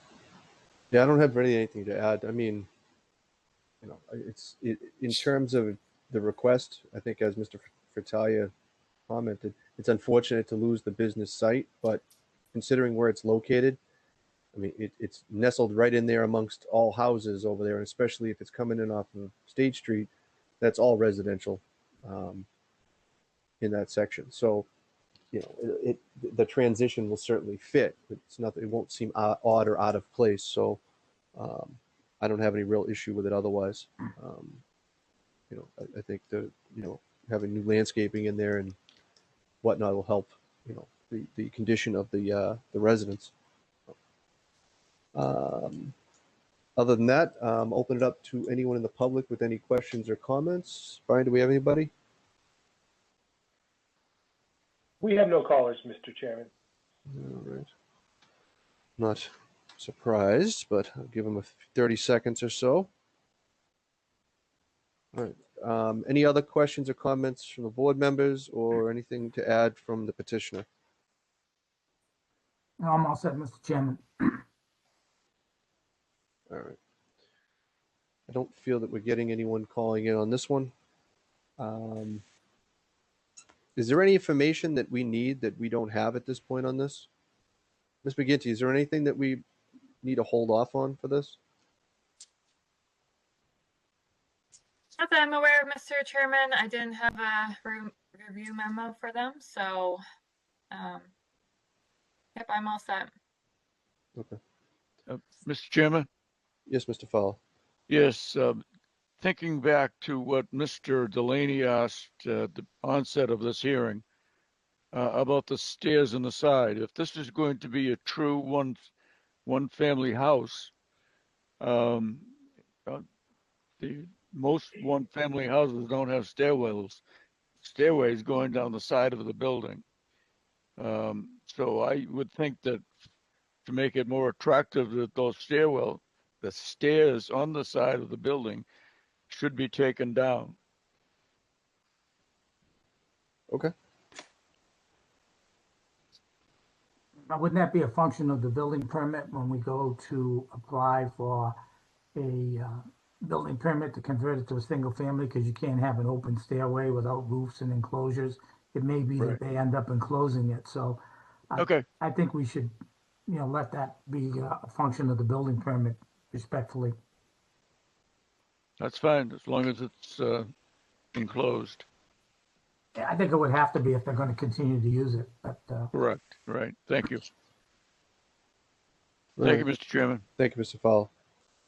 All right. I'll be honest. I've never been here for one of these, so I'm going to defer to Mr. Fowler to say, is there anything that we're overlooking that we need to deal with on this? Because it feels like we're done, but we've never done one of these while I've been here, so I don't know if I'm forgetting something, to be honest. Mr. Chairman, we used to do these all the time when it was a heavy industrial district. But basically, I guess, Mr. Cuco, what I'm really getting at is our typical or our new sort of standard has been not to approve things in one meeting. And I don't like varying from that, except for in the certain, when you do things like family suites and those kind of things. I just don't know how best the board feels we should view this. That's all. That's kind of what I mean. I mean it more in terms of breaking with our typical, at least drafting up, everything and doing, at least moving it to another meeting. I guess I'm just asking the other board members what they think. Yeah, Mr. Chairman. Yes, Mr. Fowler. Thank you. I would stand corrected by Dawn if I misstate this. My thought is it was a single family building at one time.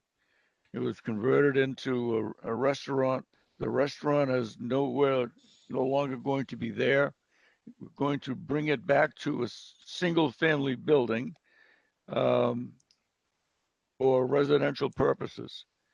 And all of the items that normally would go along with that, a driveway, sidewalk, lighting, etc., porch, outside lighting, should go along with it as you would in any single family building. I can't see how we would make a mistake on this if we handle it in that manner. All right. Well, I know we're going to make the condition that the access will be in off of Bay State. State Street, right? State Street, I'm sorry. Oh, it's Bay Street. State Street. My only other question then would be, is there any reason or need where we would, because I know on the other side, the Route 38 side, there is sidewalk that leads up to that property. And then as of now, people just kind of walk right across what's already paved and then meet back up with sidewalk.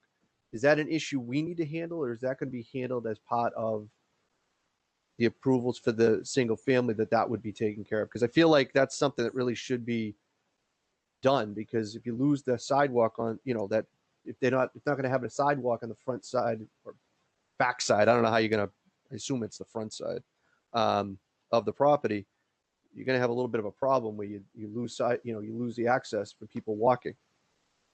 I agree with that. My question, not recalling what the curb is, Mr. Cuco, do you know if the curb there on Main Street is asphalt or granite curb or what?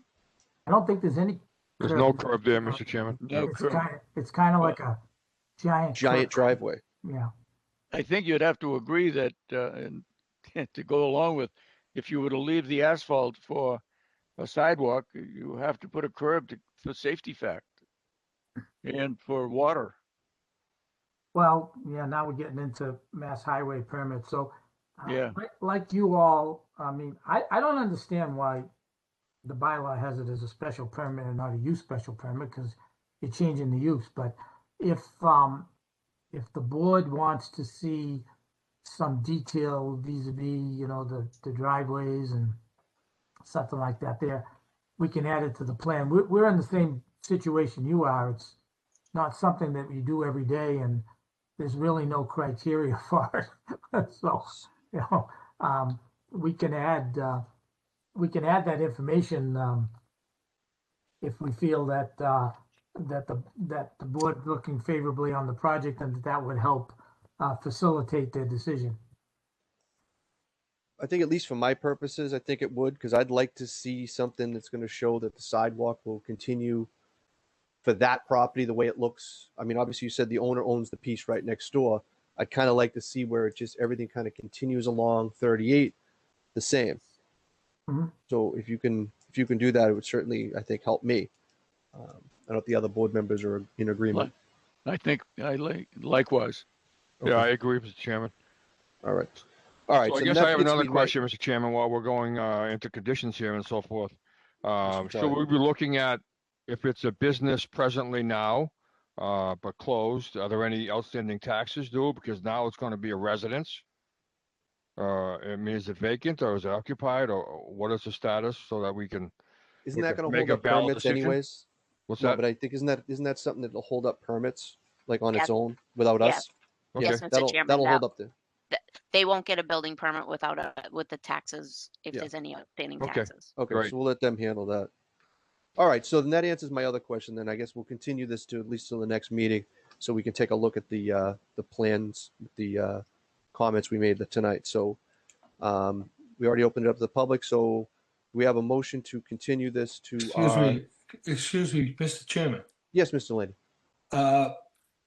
The zoning bylaws, the new zoning bylaws are gonna come up before the next meeting. Yeah, but this has been filed now that it's in the pipeline. Okay, I just wanted to get an understanding because Yeah. everything would change. It's actually, I think, why we opened the other hearing and then continued it. Correct. Okay, I'm all set then. All right. I'm all set, Mr. Chairman. All right, so then do we have a motion to continue this to 7:25 on our May 10th meeting? So moved. I'll make a motion. Yes. All right, so we have a second. motion made and seconded. Mr. Fowler, Aye. Mr. Fratalia, Aye. Mr. Delaney, Aye. chair votes aye as well, 4-0. All right, thank you. Thank you very much. All right, moving on to agenda item F, 1866 Main Street. The applicant has requested to have this continued to our May 10th meeting as well.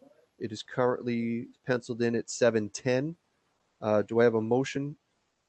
So moved. I have a motion. Do I have a second? Second. Chairman, do Yes, you want I'm to sorry. open the hearing first? Or Oh, This is by the way it first. read, I'm sorry, the way it read, I thought it was something that was already opened. I apologize. no, it's All right, okay. all right, so first let's take a motion to waive the public reading on 1866 Main Street. So moved, Mr. Chairman. All right, I have a motion made. Do I have a second? Second. All right, motion made and seconded. Mr. Fowler, Aye. Mr. Fratalia, Aye. Mr. Delaney, Aye. and the chair votes aye as well. All right, so now that it's open, I had a pending motion to continue this to 7:25 on May 10th, which was already seconded. So we'll go through the roll. Mr. Fowler, Aye. Mr. Fratalia, Aye. Mr. Delaney. Aye. The chair votes aye as well, 4-0. All right, so 7:25. 66. All right. Moving on to agenda item G. All right, that one is continued. So that the applicant has requested that 1023 and 1029 East Street be continued, and I believe that was penciled in for 7:15 on May 10th. So do we have a motion to continue that to 7:15 on May 10th? So moved. The motion made. Do I have a second? Second. All right, Mr. Fowler, Aye. Mr. Fratalia, Aye. Mr. Delaney, Aye. and the chair votes aye as well, 4-0. Thank you. Which brings us to agenda item H, which is 920 and 978 Livingston Street. Do we have anyone here for 920 and 978 Livingston Street? Yes, Mr. Chairman, Dick Cuco's here and James Hanley. All right.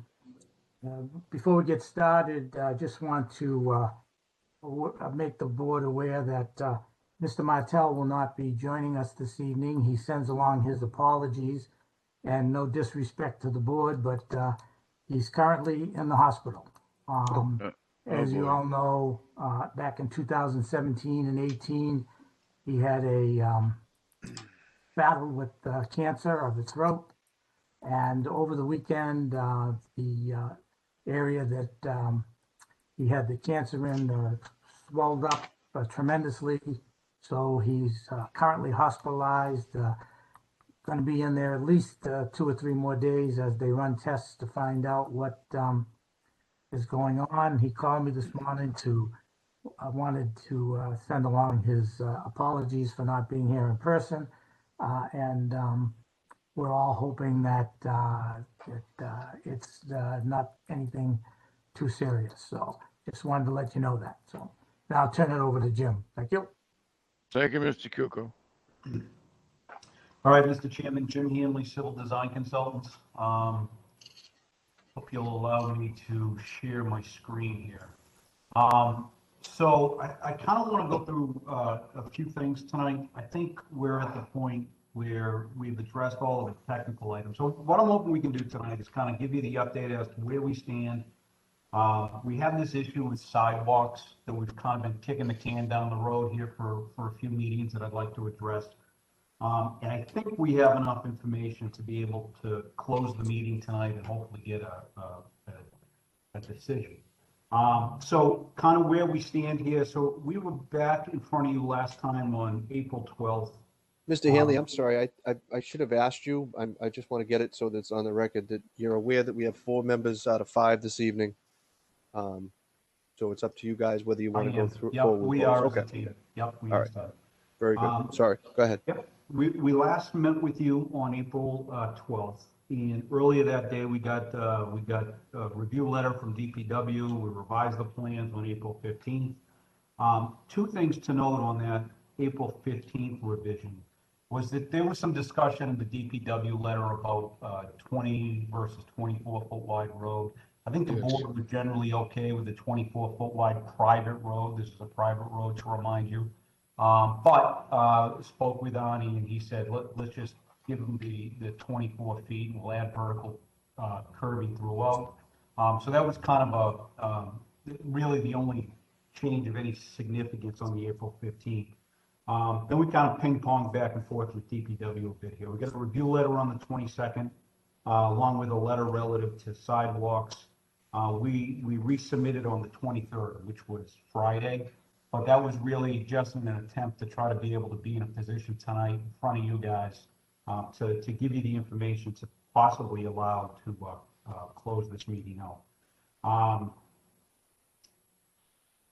We got a review letter, believe it or not, from DPW for the information we gave to them on Friday. So they clearly took a look at it, they hustled, and it's really appreciated on our end. In essence, they don't have any objections to any of the 4 waivers, is how it reads. And technically speaking, the only comment that I could find in their review letter had to do with a detail for a guardrail. We have a small bit of roadway that has a 1-to-1 side slope, 3 feet off of the back of curb. We've only got about an 18-inch difference in height, give or take. Maybe 24 on the big end. We need a guardrail here. We're proposing a timber guardrail, provided it to DPW. They've asked for a little bit more detail. Obviously, we're going to work with them to get them either a little bit of additional length or a different type of guardrail. But as far as I'm aware, right now, that's the only technical item. We actually got a letter last week from DPW as well that indicated that all stormwater related comments have been addressed. So we've actually been in front of conservation last week and got their approval for the notice of intent. Okay. So that brings me to sidewalks, which I think in general is part of a bigger discussion here. But I think this project kind of gives a good insight as to what we're seeing on the developer side and some of the challenges that we have. So on the 22nd, last Thursday, we got a letter from DPW. They provided Mass DOT unit prices for a sidewalk along Livingston Street to account for the frontage that is part of this lot right here. And you'll recall this lot right here currently owns a portion of the back area. This is where a lot of the lot area is coming from. But this lot right here is not part of the subdivision at all. This is a compliant A&R lot, could be a compliant A&R lot. It's not part of the OSRD. It's not counted toward density. We could have come in with an A&R plan, called it unbuildable, and then come back on the second step to do this. We didn't do that. We never thought that there'd be actually any potential to have to provide sidewalks some 100 feet or so away from even our access driveway. I want to, so that's like the first item that I kind of want to confirm with you is that that portion of sidewalk is not required to be constructed as part of this project. You can see here that we got 2 numbers. One for that, which is $36,000. Is 223 feet of sidewalk. That comes out to $162 a foot. It's astronomical. And DPW did a good job of breaking down the unit cost specific from DOT. All of those numbers look accurate compared to DOT prices, but they're certainly not accurate to what we're doing. And then there was a second portion in that same letter where it looked at approximately 590 feet of sidewalk, which is the portion of the sidewalk that we're requesting a waiver for. That's $34,000. So that comes down to $58 a foot. So you can see, this is part of the challenge we have on our side as we're moving through this process to just say, okay, we'll accept a fee in lieu, because there's a very big window here that we're trying to figure out how to navigate through. So having said that, the proposed roadway, it's a private roadway. We initially had it, the last time we were in front of you, at 20 feet. We think that 20 feet works pretty well, but there was some discussion with DPW that prefer the 24 feet. So we modified this plan with one thing in mind, which was that a 24-foot wide roadway with one sidewalk is better than a 20-foot roadway with two sidewalks, right? So essentially, the added additional sidewalk, we've already added 4 feet, right? The additional sidewalk is 5 feet. So we think this is kind of part of a better plan here. And essentially, the added sidewalk width offsets the need for an additional, the additional roadway width offsets the need for an additional sidewalk. So kind of having said that, now we look at like what it actually costs us, and this is a challenge. This is not an easy number to kind of pick up. But if you look at DPW's letter specific to sidewalks, it breaks out a handful of items: clearing and grubbing, excavation, loom and seed, as well as the gravels, and then the bituminous pavement. Well, the clearing and grubbing, excavation, loom and seed, doesn't matter if we don't have any sidewalks out there. There's equipment on site, there's laborers on site, there's materials on site already. All of that stuff should not be included in a situation where we're looking for a comparable fee in lieu of sidewalks.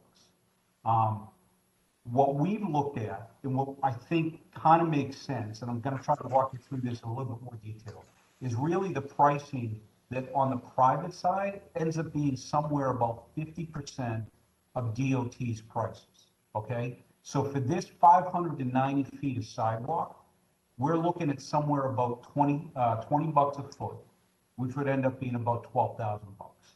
This is very straightforward. We already have the granite in place. The roadway is already going to be graded out. Most of the gravels will be there. We'll have to provide some additional gravels to just get under the other side, and then we'll have to provide the additional pavement. But what I can tell you is that is being involved in ongoing construction projects, I'm aware of current private bids specific to sidewalks that will justify that 20 bucks a foot plus or minus. Before I kind of wrap up, I kind of want to just kind of walk through this, and I know you guys are aware of it, but I think it's important to kind of get it on the record here. Section 9.5 of the regulations. So 9.5 specifically says the board may grant a waiver for sidewalk construction. And it also says the planning board may require, and the planning board determines the fee in lieu. So if you look specifically at 9.55, the board may grant a waiver for sidewalk installation within the development in the adjacent roadways. This is important, with the cost of construction of such waived sidewalks being deposited by the subdivider into the board sidewalk account. So to me, that's like a really kind of a critical phrase in the regulations, because it doesn't say what it would cost the town to build those sidewalks, mobilize, and all the things that go along with the town having built. It just specifically says the cost of construction of such waived sidewalks. 9.56 talks about the board may waive the construction of the sidewalks in locations where the cost of construction fee or rehab of off-site sidewalks may be by the applicant is more beneficial to the public, right? So certainly any reasonable fee, somewhere between what the developer pays and a fraction of what the town would pay, is more beneficial to the public than having a 24-foot wide road with 5-foot sidewalks on either side of a private road servicing 4 lots. It just seems kind of crazy to me. And then 9.57 goes on to say, construction, cost of the construction, the fee, and standards of rehab of off-site sidewalks to be determined by the planning board upon advice of the town engineer. So if you look at Kevin, DPW's letter on the 22nd, it specifically says based on the town's construction costs, right up here. And that's not, so I understand he's telling you what it would cost him, but that's not, at least according to my reading, consistent with how the regs actually look, right? So just a little bit more kind of info on this. Like historically, this has never been an issue. You know, the town and the developer would have a discussion during the IDR meetings, during the discussions about technical review. They come up with a fee, they pay the fee, they move on. Generally, that was about $10 a foot, give or take. My understanding is during the zoning subcommittee meetings, and I wasn't a part of that, but I know a lot of people that were, and I've had discussions with them.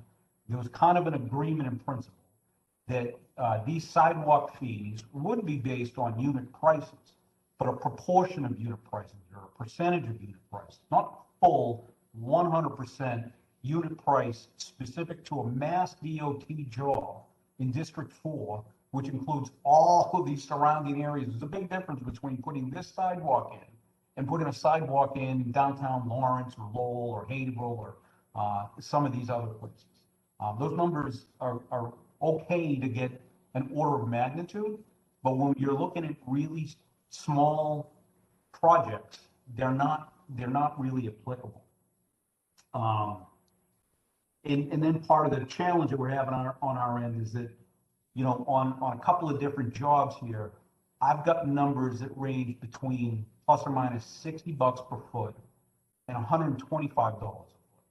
And I understand that every sidewalk that they're pricing is different, but the result is that we have this conversation, so I can try to understand exactly what we need to do. So I don't get an opportunity to provide you with my opinion very often. I try to stick to kind of the facts and the details here. In my opinion, in my professional opinion, right, sidewalks are not needed or used in these small residential developments at all. And building them even on one side of the road really is a waste of money and an opportunity lost by the town. The DPW numbers that we got were specific to these 5 items: clearing and grubbing, excavation, gravels, asphalt, loom, and seed. All of that makes sense. Unfortunately, it's not that straightforward. In a perfect world, it would be easy. We're not in a perfect world. Materials and equipment and labor are all already on site. As I said, clearing and grubbing, excavation, loom, and seed, that's already done as part of the construction of the roadway. No one's stopping at the curb line. They're already building this up. So all of that stuff is done, whether or not we build sidewalks or not. I don't think it's a valid way to approach pricing for these private developers on very short roadways. DOT takes into account prevailing wage, project types, contractors, much bigger, larger overhead.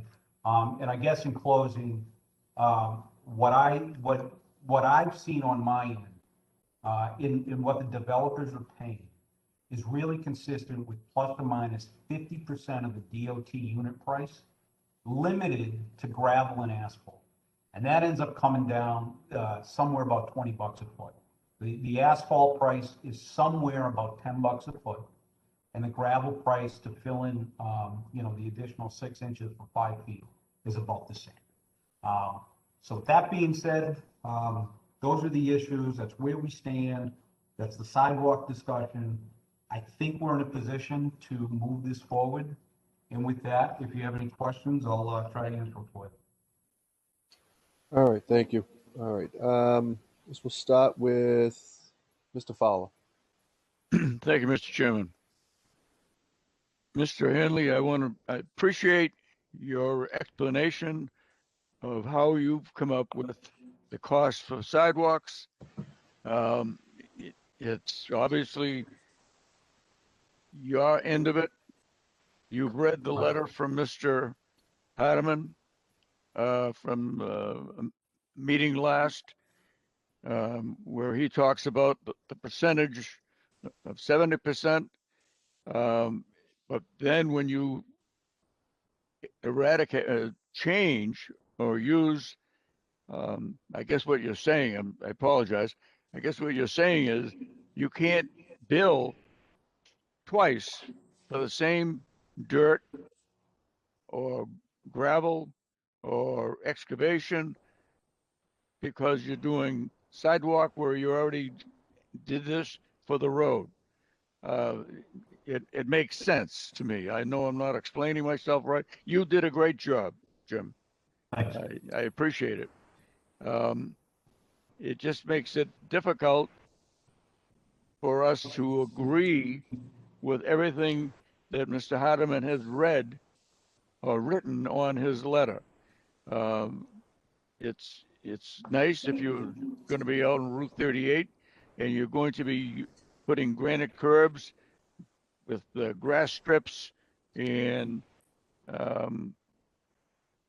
adjacent to an asphalt driveway or concrete driveway or whatever you're doing. It just doesn't work. It's not the same thing. You're talking about a street with 3 houses on it, sidewalk on one side. I mean, that's going to be a nice looking area. It'll be safe. Sidewalk for someone to walk on, the children to walk on, to go out to Livingston Street, where at this time there are no sidewalks. But that's all. We have to start somewhere, and I understand that. So, but the fee in lieu of cost that is given by Mr. Hardeman would be astronomical. I got those figures. I digested them. 36,000, 34,000.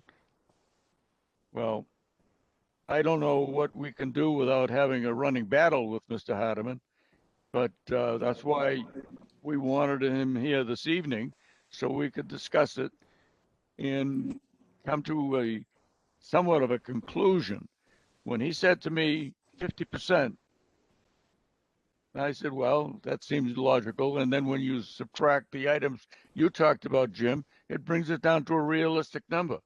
But it's not 50%, it's 70%. So we're up against it right at the beginning. So I think we might have to bite the bullet on this and make a motion that, as we did on the previous hearing. That's all, Mr. Chairman. Thank you, Mr. Fowler. Mr. Delaney. I listened to Mr. Hanley speak. I listened to my board member, Mr. Fowler speak. From the very beginning, these numbers have been confusing. Nobody has a set pattern. We have a pattern today, we have a pattern tomorrow. I'm trying to follow what Mr. Hanley is saying. And for the most part, I agree with him. These numbers here, 34,000, 36,000 for 3-house development, you could put it in 3 swimming pools in a person's house for what it costs for sidewalks. There's got to be an ultimatum, either that or the builder. If he feels as though the builder can put them in cheaper, let the builder put them in. But I think you'll find that the builder is going to put them in because of the price. The prices are ridiculous. They don't have to pay the same thing that Mass DOT has to pay. They don't have to pay the same thing that Town of Tewksbury has to pay. It's a different breakdown. And I don't know how we get to the bottom of it, but I know one thing, these numbers are at the top of it. So somewhere we got to find a point that we can settle in and make it reasonable for people. I'm all set, Mr. Chairman. Thank you, Mr. Delaney. Mr. Fratellia. Thank you, Mr. Chairman. I echo my colleagues' opinions as well. We have always tried to do the right thing on the board, in my opinion. I'm an advocate for sidewalks. I'm an advocate for sidewalks on one side you know, when we use the other fee in lieu of on the other side to, make the town of Tewksbury a better town with sidewalks that are needed by the residents. So, listening to Mr. Hanley's explanation, I thought it was great. Mr. Hanley, thank you very much. I just think we're getting our hands tied by this process by not allowing the fee in lieu of that's reasonable. So, I mean, I have no problem waiving both fees for the sidewalks if we have to, and make an agreement with the developer to donate X number of dollars for sidewalks, at another location somewhere in town that will be used more by the residents of town than a 3-lot subdivision like Mr. Delaney said earlier. So, I just think we are going down the wrong road with this, not just this particular development, but if we continue this process, the money we acquire will not be coming in because of the cost factor. So I think we have to, either put our foot down and say, listen, this is just not acceptable, and move forward, or else we are going to be putting ourselves behind the 8 ball. And it's not just this development, because it happened on a couple of other developments that have come up earlier. So I think it's a dangerous road we're trying to do. We're trying to do the right thing, as I think on this board. I hope we can get this resolved, and I'm looking to do the best as far as getting the sidewalks either waived or getting a fee in lieu of that's amiable to both parties, to try to add to our sidewalk fund, because the residents of Tewksbury have been looking for sidewalks at all times. So I can't see us not doing that just to increase our sidewalk fund. So with that, I'm all set, Mr. Chairman. Thank you. Thank you, Mr. Battaglia. All right, so I like everybody else, saw these numbers when they came in, and I was sort of thrown. I know I'm not 100% clear on when this change seems to have happened, where we went from the numbers we used to be getting to these new numbers that are sort of all encompassing and much higher than what we've been dealing with in the past. These kind of numbers seem to be a disincentive to the purpose why we do this, which is we don't want sidewalks to no place just for the sake of sidewalks to no place being built. The trade-off being that we take in a reasonable fee that goes into sort of the general sidewalk fund and then eventually gets applied somewhere else, unless we decide to make it specific, like we do once in a while. But what that caused me to do was to look at the sections again, and I think Mr. Hanley sort of touched on it. Maybe Mr. Fowler did a little bit as well. I think my reading of it, and I think it's what was sort of said earlier, which is that it's up to us. I think it's been historically that we've taken the number that's come in and just simply gone with it. But as far as I can tell, we're not beholden to that at all. It's just how we've sort of done things. So we're just as free now to say thank you for the number, and all that's included in it, which I think we should take, certainly get the information. But ultimately, then it's up to us to then decide from there. It might be a little messier than we've been used to. In this case, we've had a presentation as to the reasoning behind the petitioner's number, and if the board members accept that, then perhaps that's where we'll come down. But my reading of it is that it's up to us. We could do it in consultation with, and with recommendations from, but ultimately it's up to us whether we waive it, and then what we take as a fee in lieu, if we take a fee in lieu. So I think we're free to do what we want. So that being the case, I guess then it would come back around to a question of, where does the board want to come down on a price for the amount of sidewalk we're talking about here? That's one question. And then the second question is, how do we, this other issue of this second number of the other piece of property, I'm a little unclear. Like, is that would we be waiving that, or are we determining that it's not, should not be considered for sidewalks? That part I'm a little confused on. I don't know if anybody else has a thought. I just don't know what the right way of going about that is. I mean, are we saying no sidewalk is necessary? That's what decision is that? Is that a waiver? Is that a, I don't know, Ms. McGinty, I don't know if you have a thought. Yeah, so on the frontage on the existing public street, that's section 9.5.2 of the subdivision rules and regulations. So that would just be a waiver if that's something that you want to waive for that specific case. The lot that's not really counting on the project, that's the one you're referring to? Well, it is part of the application, so it is part of the project. But yeah. Okay. Mr. Chairman, if I may, what Ms. McGinty just said, if that was the waiver, then the justification for the waiver would be the board has determined that that is not part of the project or something to that effect. I think as Ms. McGinty pointed out, it is and it is, for different reasons it is and it isn't. We're not using it in the calculation for the lots, but we are. So I guess we grant it as a waiver. I guess in that case, then treat it as a waiver, and then in addition to the waiver, we'd be waiving any fee for it. That would be the difference between that and the other sidewalk, where we'd be taking, an agreed upon fee in lieu of. Ms. McGinty, does that sound right to you? Yes, you would waive the requirement of the sidewalk, and then the second piece is waiving the fee. Okay. So within that, it would be waiver number 4, if we're going to add that in. Okay.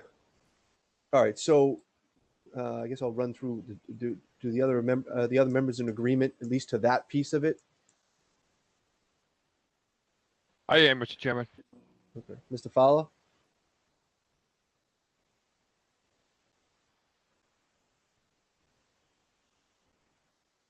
Is he muted?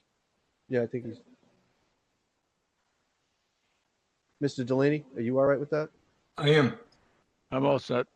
Okay. All right. So we got that part of it. So then the second part is what do the members feel on the sidewalk fee? At least based on what I just asked.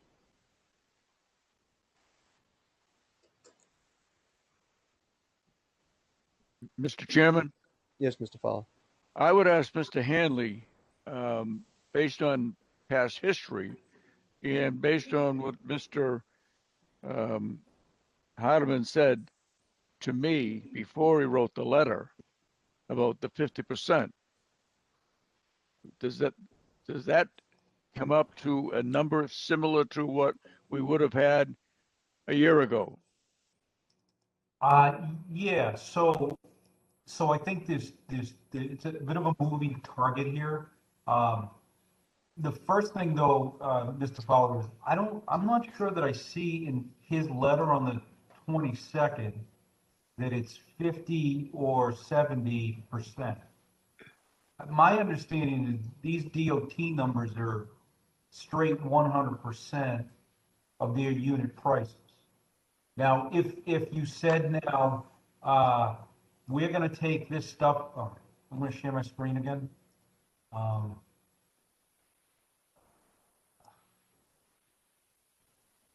If you take the yellow highlighted 3 items, which includes both courses of gravel and both courses of asphalt, and you applied 50% to that, then we're pretty much kind of on the same page. But I looked at this, I don't see where there's 50 or 70%. I think it's a straight 100%. And then I think there's too many items because the stuff that's not highlighted is essentially done anyways, and it gets lost in the margins of the roadway construction. So at the end of the day, if I looked at those 3 items, it's 45, 65, that's 11, it's like 24 grand or something like that. So it ends up being half of that. That makes sense to me. And that ends up coming out, if my math is right, to somewhere about $20 a foot, which I think is double what they were paying, a few years ago. But I don't know that, but I understand that to be the case.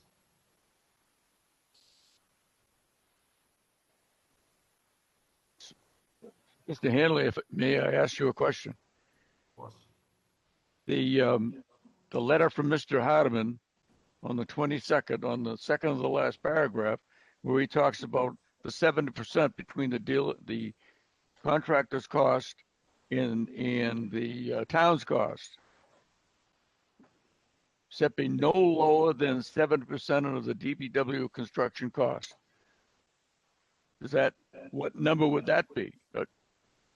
I'm not sure I see that. Are we looking at the same thing, Mr. Fowler? I get it April 22nd.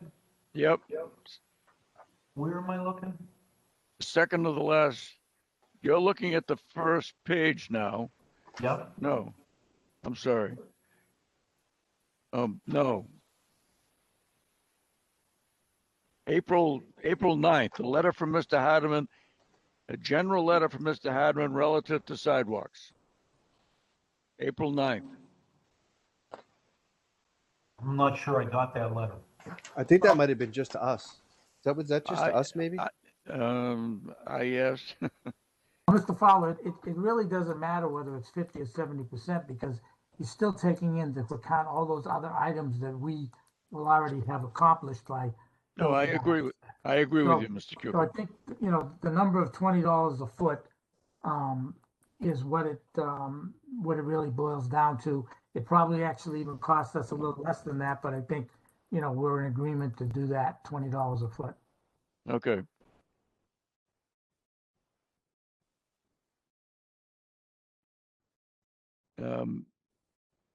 I thought I did this last meeting. Maybe I didn't, but Mr. Chairman, if I may. Yes.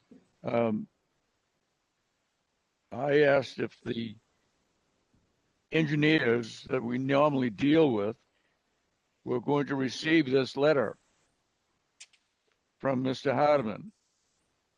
I guess he hasn't. They haven't. Mr. Chairman. Yes, go ahead. I don't recall that request, but we can certainly send that out, Mr. Chairman. If you I think we'd appreciate that. That way, everybody's on the same page. Yeah, I think we can send it out, but I think we're still coming back to the same thing. Do we, as the board, if we're using that 70 or 50% number of that whole with all those items that are listed on there, as they've been pointed out tonight, wouldn't be something that they'd be getting charged twice for it, basically. That's right. Should they be in that number? Because again, Mr. Hanley's treating it like, we should absolutely not take less than 70%, but that's his recommendation. He doesn't have control over that fact. We do. And I just don't know if I think we're back to, what Mr. Delaney mentioned, which is, or maybe it was Mr. Fratalia. I'm sorry.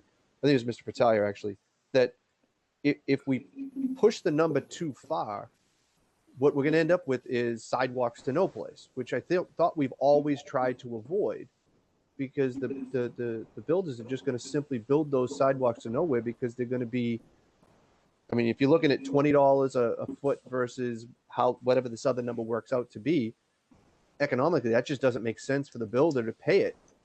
So we lose the opportunity to potentially use some money towards sidewalks somewhere where they are more useful, to build sidewalks to what end?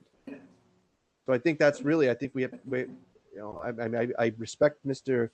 Hardeman's submission of the information, but I think it still comes down to now, since something has changed from the numbers we were using in the past to determine sidewalk fee submission, it sounds like we're going to have to weigh in on this again and come up with what are we going to ask for based on what the developers are saying and what Mr. Hanley is giving us. it sounds like we got to come in somewhere else. Right now, that the discussion here is probably that $20 a foot, which in this case is going to come out to about $12,000. Are we, at least at this point, comfortable with accepting that? I guess that would be where I'd go around the room and see where we are. Mr. Chairman, Yes, Mr. Fowler. I would be agreeable to Mr. Hanley, to that figure, based on Mr. Hanley's explanation of how he came to that figure. It makes his explanation makes all the sense in the world, very easy to understand, and I would hope that we could either use that as a go-to number until such a time as the powers that be sit down and come up with an accurate number, maybe to the dollar. Could be less than that or a little more, but $20 a foot sounds right to me. Okay. Mr. Fratalia? I'm not sure, Mr. Chairman, as far as a $20 figure. I don't want to set a precedent here as far as that, because I think we are. But I think we need to get to the bottom of it. It seems just as a figure low to me, but that's just a generalized statement that I'm not really confident that that number is the accurate number that we need to approve. So I'm up in the air as far as that goes. So okay, Mr. Delaney. I kind of agree with Mr. Fowler and Mr. Hanley. $20 a foot seems more reasonable, and we get a sidewalk that's going somewhere. They were looking for more money to finish Shawshene Street, the main streets in the town. But the thing is, I don't think any builder is going to pay $34,000 or $36,000 to put sidewalks in. It just doesn't seem that number just doesn't seem to make sense. The way Mr. Hanley explained it, it makes more sense to me. And I think that number, $20 a foot, is more than reasonable. I'm all set. I said my piece. So I guess I kind of agree on that, just because I feel like with the explanation given, this number is coming out more than what we were accepting in the past. I'm not sure exactly how much, but I mean, it seems to be coming out as to more than what we used to take, but it's less than this all-in number that we're having presented to us more recently. And without a whole lot of explanation beyond, this is what it would cost us. But we know that that's not what we're dealing with here, because one, the builders could build them, and two, it's not like this town's going to come in and build sidewalks there. The whole point is we're saying don't do them here, submit some amount of money to the fund so that sidewalks have a better chance of going someplace where they're going to do more good. And the only way that's going to happen is with some sort of incentive or trade-off, which is a lesser than full amount cost. So I'm fine, and I don't think it's a precedent that's permanent, because again, we can do whatever we want. That's just simply the way it works. And if we have different circumstances, we can make different decisions. And back to Mr. Fowler's point, it gives us some time, I suppose, to try to come to a better understanding amongst everybody. It feels like we used to work under an understanding. That understanding has ended. But it just, I'm not really sure why or how or what, where we should have ended up, but it just did. So I guess that's where I am. One other thing to consider, Mr. Chairman, is that some of the projects that we work on are larger projects, and the gravel cost is even less because we sometimes make the gravel on site. So we're not even buying gravel. So, this number for this project seems to be appropriate. On a larger project, the number may be less because we can generate more material from on site. But I think for this project, that number seems to be a reasonable number for both sides. Thank you. All right. Anything else from anyone on this? All set. All right. All Hearing set. none. Well said. All right. We'll do this the other way around this time. Do we have anybody on the line who wishes to comment? We have no callers, Mr. Chairman. All right. So while we delay a little bit, while we see if anybody wants to call in, we take a look at the, we start with the waivers, please. Yes, Mr. Chairman, just give me a minute, Sure. please. Didn't mean to spring it on you, sorry. Yeah, I am working on it. All right, so I'm gonna pull it up, and then I suggest that if you could advise me where you want it to be edited, that would be great. Okay.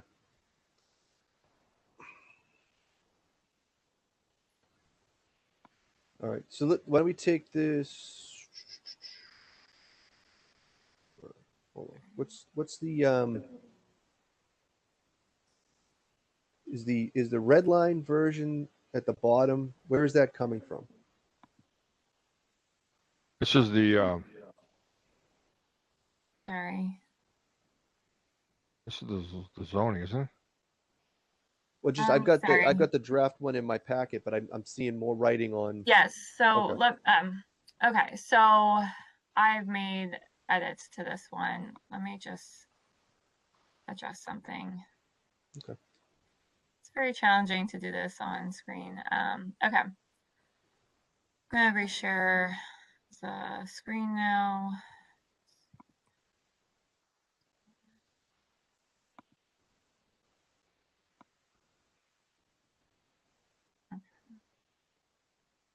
Okay, so this version is what I worked on today at the office, and some of it for tonight's hearing.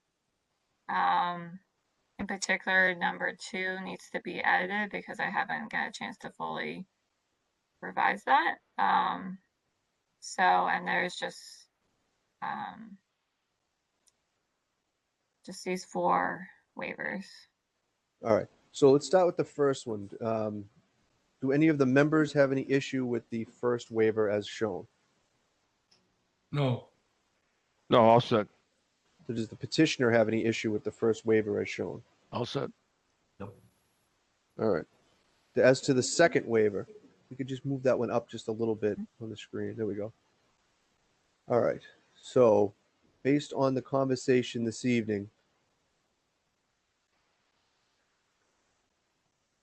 yeah, well, obviously we're going to lose the highlighted language, obviously, under this circumstance. So I think what this needs to reflect is from this evening that the would be the waiver for the, I don't know how to separate this, but the sidewalk that we discussed this evening, the one that, you know, that we're waiving and taking the fee for,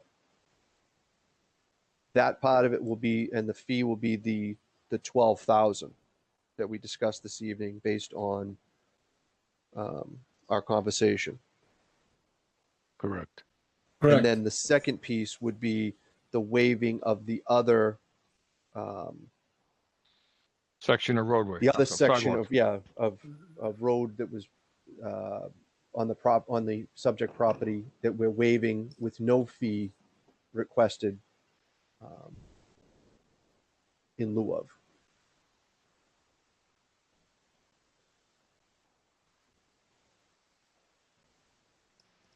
So we can lose all the language about that you guys are going to do or not do this, the sidewalk, and just do the waivers as waivers.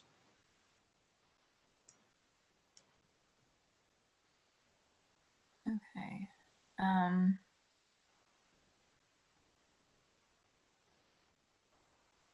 Okay, so to clarify, the applicant will propose to build a sidewalk on one side of the roadway, and you want me to remove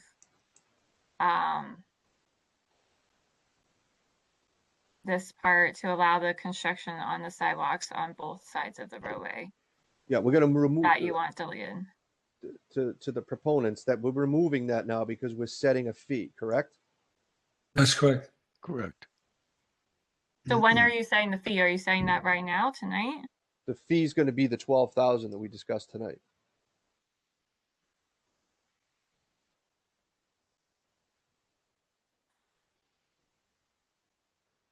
Okay, so my question is, I'm going to delete the area highlighted in yellow. The fee shall be calculated by the town engineer for the length of the linear feet of sidewalk for the frontage. And instead, we're going to put in $12,000 as a sidewalk donation. Yeah, the fee shall be, Take out after shall be, just put a dollar Right. figure in, no town engineer. right, it just becomes the fee shall be $12,000.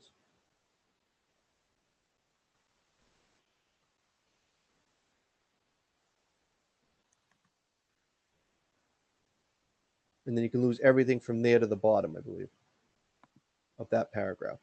Because you don't need new plans because they're not gonna decide to build the other sidewalk now.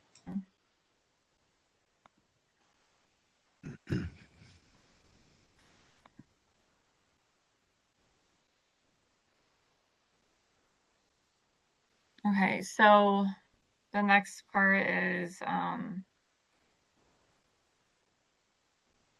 I added in the section 9.5.1.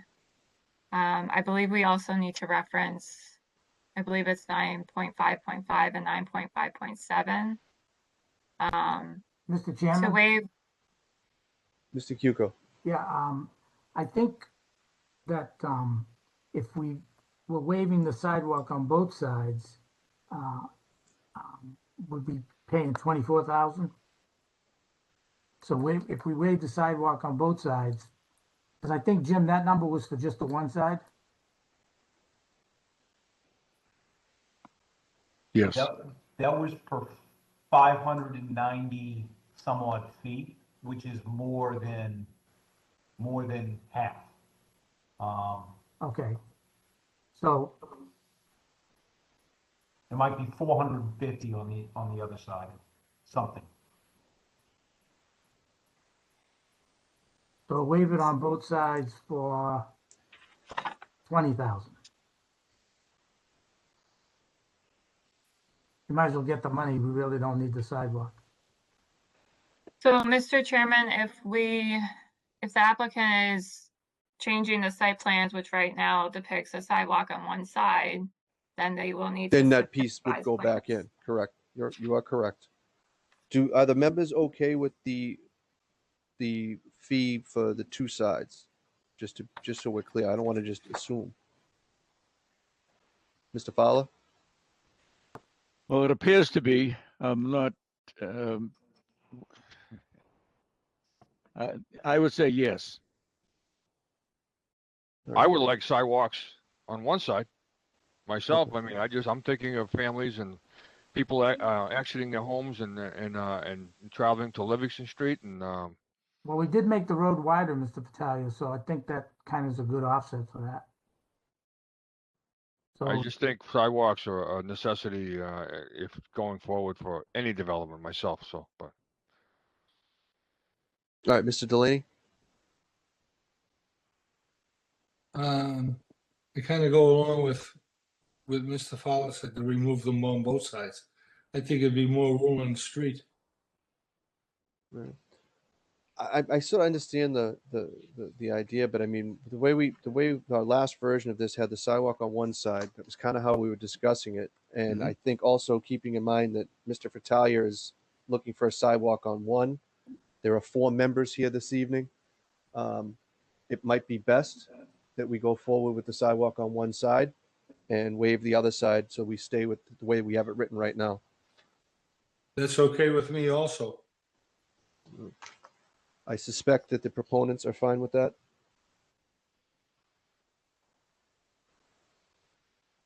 Yes? No? I suppose so. Unfortunately, we have to make a decision for Mr. Martell, but we don't want to prolong this, so, okay. All right. So that, I think that solves the first paragraph. So the second paragraph, you just needed the 2 references to the other 2 sections, correct? Yeah, and then I need to add in a sentence about waiving that fee. So we're Okay. waiving the sidewalk on the existing public street. Yeah, and And then of course, this- put it, no fee required or requested for this. I don't know, section of sidewalk. I don't know how to best word that, but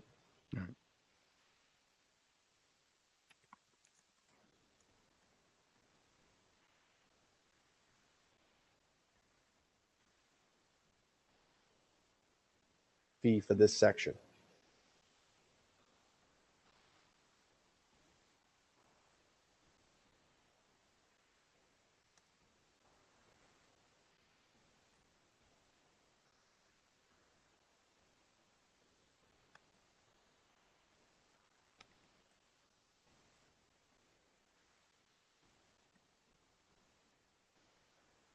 I think that would cover it, so.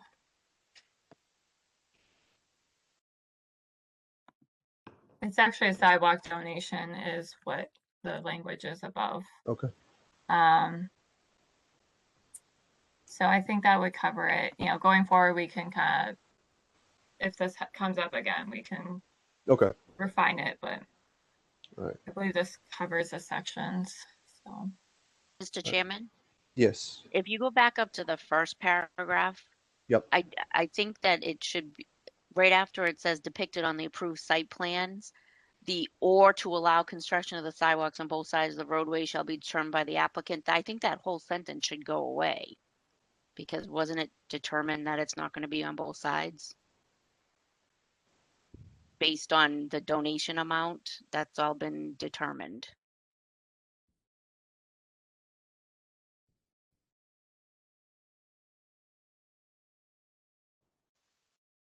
Right, but isn't that language already struck? He has it struck. It's in already his- Yeah, struck. it's already struck. That's right. I think the second No, half it's of the not. language would be deleted, but we still need to say to allow the sidewalk to be installed on one side of the roadway as depicted on the site plans. Right. And then the Period. second half can be deleted. Okay. Yep. Period. I think you got Right. it. Yeah, you have it struck out, so I think it's fine. Yeah, it's Okay. just the second half that makes sense. All right, and So- then for section 9.1.7.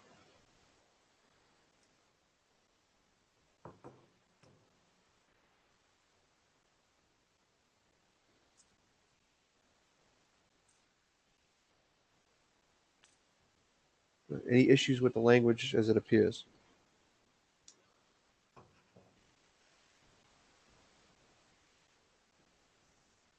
Hearing none. Mr. Hanley? No, not from us. We're good with that.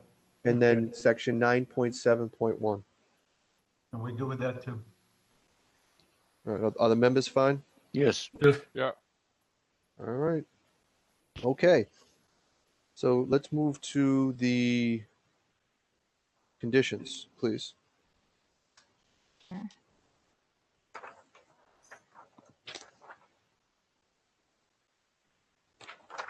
Currently number 9. With the waivers. Just a minute, sorry. Yeah, those. Yeah, we're done. Yep. Okay, so I revised this as well today. I also made a note here during your discussion, there was a discussion about the guardrail, so I didn't know if the board wanted to add in a condition about the guardrail. It wasn't clear to me. So it's numbers 1 through 9 is what I have. Okay.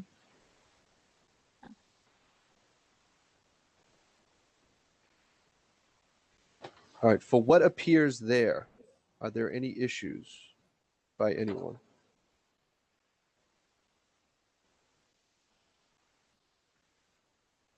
From what I can see, I'm all set, Mr. Chairman. Maybe putting a guardrail in and sidewalk or just a sidewalk? This, I think the So- conversation was just on the guardrail. Just the sidewalk.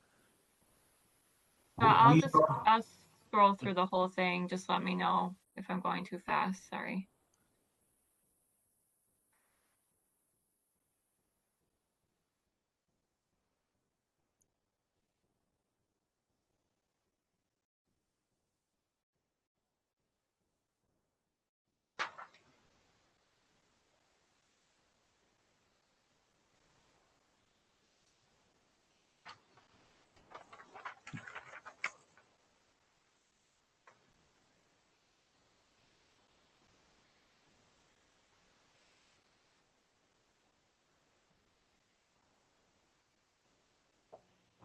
That's All right. So the only thing then, go ahead, Mr. Fowler. That's all right. I was just gonna say, that's fine. So we just need to come up with something on the guardrail because we do have, that is one of the issues, and I know we discussed it earlier. Jim, I don't think we'd have a problem with, subject to whatever they decide on the guardrail, because it's just a matter of wood, steel, whether it's got attenuations at the end. I don't think it's gonna be a deal breaker, do you think? No, I don't think so. So the comment from DPW is the applicant shall provide details on the proposed guardrail to ensure it complies with the town specifications. So we provided a detail. I'm not sure if he didn't see it or it didn't meet the spec. We didn't have an opportunity to get that today, but we'll coordinate and make sure that we satisfy the guardrail requirement. All right, so yeah, if we put in one, so the guardrail will meet the required DPW standards.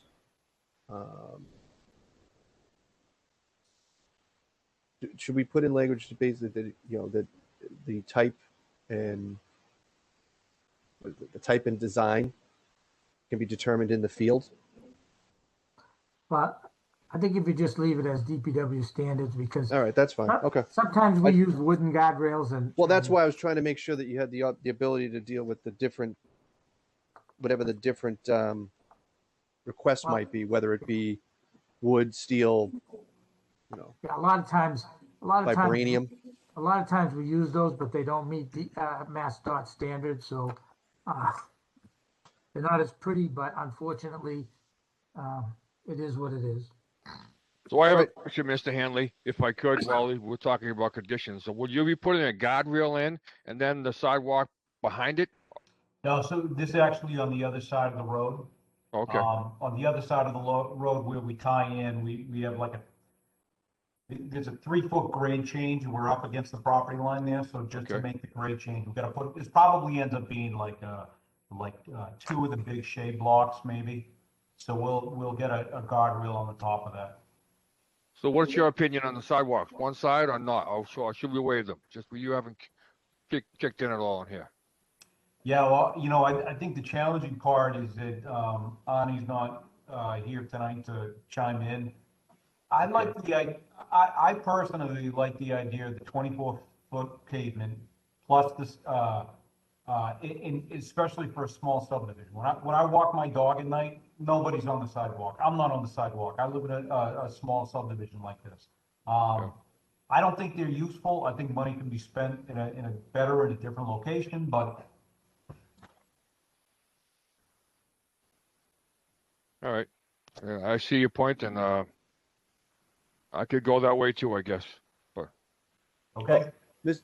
Pizzaia, really, I think because there's only 4 of us here tonight, I think it really is down to your decision. So I think you got to make the call. okay. All right. Well, let's do away with the sidewalks then. That's I'll change my decision, and where it is a small roadway, I mean, maybe we can use the money somewhere else in town. All right. So then it would be waiving the sidewalks on both sides for the fee of, I think we said 20,000 earlier. Is that right? Does it make sense, Mr. Chairman, to just say it's $20 a foot, and then we can calc that out tomorrow and send that over? It's going to be somewhere about 20, but just to be fair to both sides. Well, if we don't use a number certain, then we need to know what Mr. Chairman, the length is. let's do 22,000. All right. Are the members fine with that? Correct. I am. Sure. All right, but we were at this point we were working on the condition. I mean the conditions. Everybody was fine with the conditions that were there, correct? Yeah. And the addition of the one on the guardrail. Okay.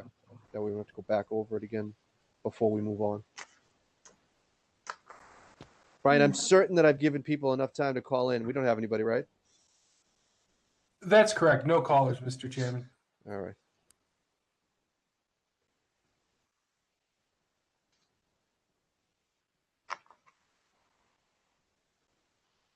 So, Mr. Chairman, Yes. The applicant will need to submit revised site plans showing. Yeah, so put that No language back sidewalks. in because now it's gonna be sidewalkless. Oh, Jesus. This is the challenge of editing on Yeah. during a meeting, so, Not a big deal. We have to make a MyLars anyways.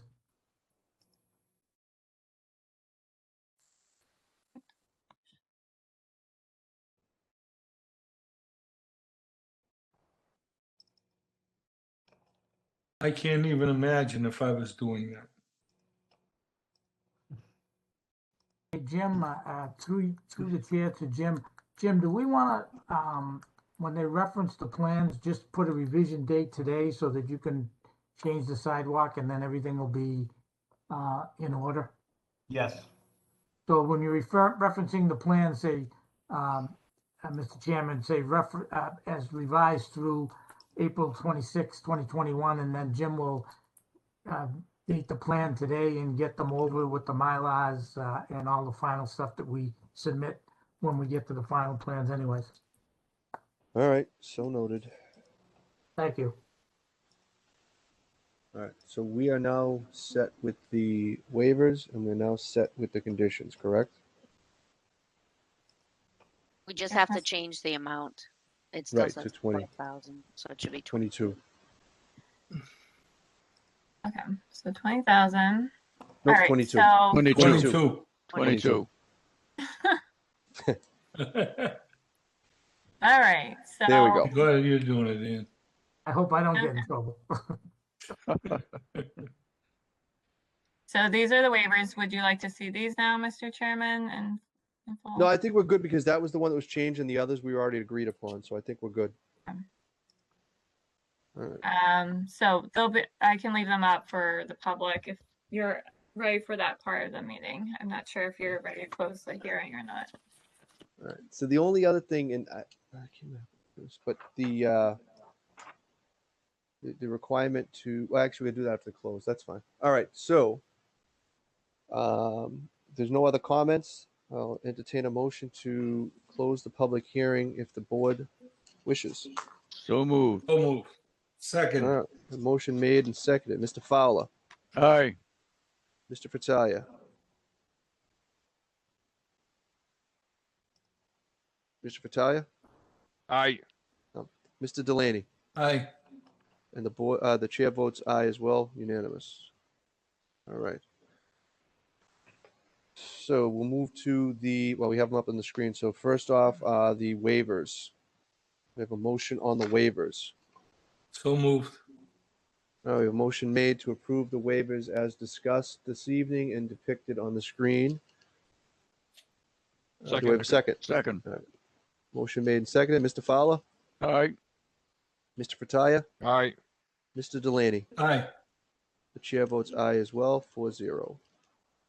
All right. Now, as to the open space residential design special permit definitive subdivision, first, where is it? Sorry. We have the motion in our packet for the way it needs to be done with the findings. So if someone will make the motion with those findings stated, please. We'll make a motion, Mr. Chairman, to approve the Open space residential open space design special residential permit. design. Yep, exactly. And with the conditions noted tonight on the screen, 1 through what is it? We ended up with 10, I believe. Is that right? 1 through 10. Yep. As written. All right. And that yes, Ms. McGinty. Yes, it's 10 conditions. And then sorry, if I may, I just want to remind the board that there is a land disturbance permit as well. So. Yeah, I was going to do it Yes, separate because I right. think it Yeah, has to be done yes. separate. Yes, All right, you're and right. Mr. Fratalia, that motion in compliance with 7531, 7546, that the findings as required have been made by the board as discussed. Yes. All right. Motion made. Do I have a second? Second. Motion made and seconded. Mr. Fowler, Aye. Mr. Fratalia, Aye. Mr. Delaney. Aye. The chair votes aye as well, 4-0. All right, now as to the land disturbance permit, Do I have a motion on the land disturbance permit? So moved. I have a motion made. Do I have a second Second. to grant the land disturbance permit? All right, motion made and second. Mr. Fattalia, Aye. Mr. Fowler, Aye. Mr. Delaney. Aye.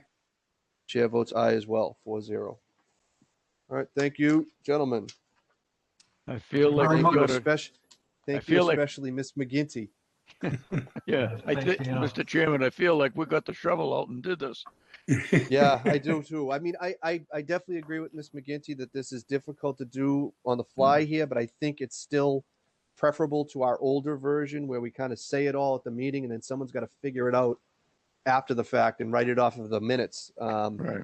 So I think it's better that we all get on the same page. It makes it less likely that we're going to get those clarification changes that someone asks for after the fact because we weren't all on the same page. So I really appreciate it, Ms. McGinty, bearing with the board members to get that done. Yeah, great job, Ms. McGinty. Thank you. Appreciate it. Mr. Chairman, All right. I was talking to Ms. McGinty today about how we can do this when we go live again. So we'll have to put the screen up because it's I think- definitely a lot more streamlined. Thank you. We will, yeah, we'll definitely cross that bridge when we get to it if we ever get back. Yeah. All right, moving on to agenda item I. It's the continuation of the administrative actions. This is 325 Marshall Street, non-substantial change request. Do we have anyone here for 325 Marshall Street? Jim Hanley, Civil Design Consultants. And with your permission, I'm going to share my screen. You have my permission. All right, good deal. Okay, so we're in front of you tonight for a non-substantial change. Essentially, what ended up happening here is that the lot coverage has resulted in limiting the building footprints for the development. Lot coverage is in your zoning, and the 15% applies to an R40 lot, which would allow for a 6,000 square foot building footprint.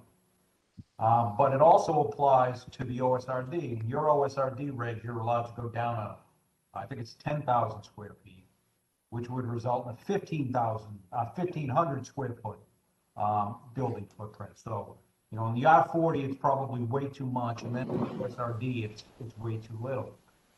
When we did the design for this, we actually showed 2,700 square foot building footprints. And the reason that we did that was that we wanted to overestimate all of the stormwater that would be produced from the roofs because we had available volume in the pond. So we really wanted to over-design this thing. Problem is those 2,700 square foot footprints don't allow for compliance with the lot coverage on all of the lots. Now, none of the buildings are that big. I think the biggest building footprint is 2,200 square feet, give or take. So we're talking about a matter of, you know, maybe 100, 200,000 square foot on the worst lot, give or take. Most of them are much, much less than that. So I put this together. We're putting together plot plans to allow for an application for the first building permits. And we started going through this conversation on whether or not this is required because it's an OSRD. We spent the better part of a week going back and forth between Steve Sadwick and the client, Dick and Anna, and trying to figure this out. Figured it was the best thing to do before any of this stuff got started was bring it to you. Fortunately, we have the lot area, the open space upland area to offset this small tweaks to the plan. So what you're seeing is the blue lines represent the changes to the plan. So you can see the first two lots, 3A and 3B, we fold those out of there. We make a minor adjustment between 8 and 9. And then from 12 all the way down to 23, we're really just stealing, you know, a matter of a few feet off the back of the lot lines, staying out of the transmission easement as well as any stormwater stuff. We stayed outside of all of that stuff. And then on the inside of the cul-de-sac, we had to steal a little bit of space. And the whole reason for this is just to make sure that our biggest footprint can go on most of these lots We don't have any issues down the road where somebody has a farmer's porch or this or that, and we're in a pickle. So the intent here is that we all get on the same page this one time. We're able to do our plot plans, move forward, and get this thing built. If you have any questions, we'll try to answer them for you.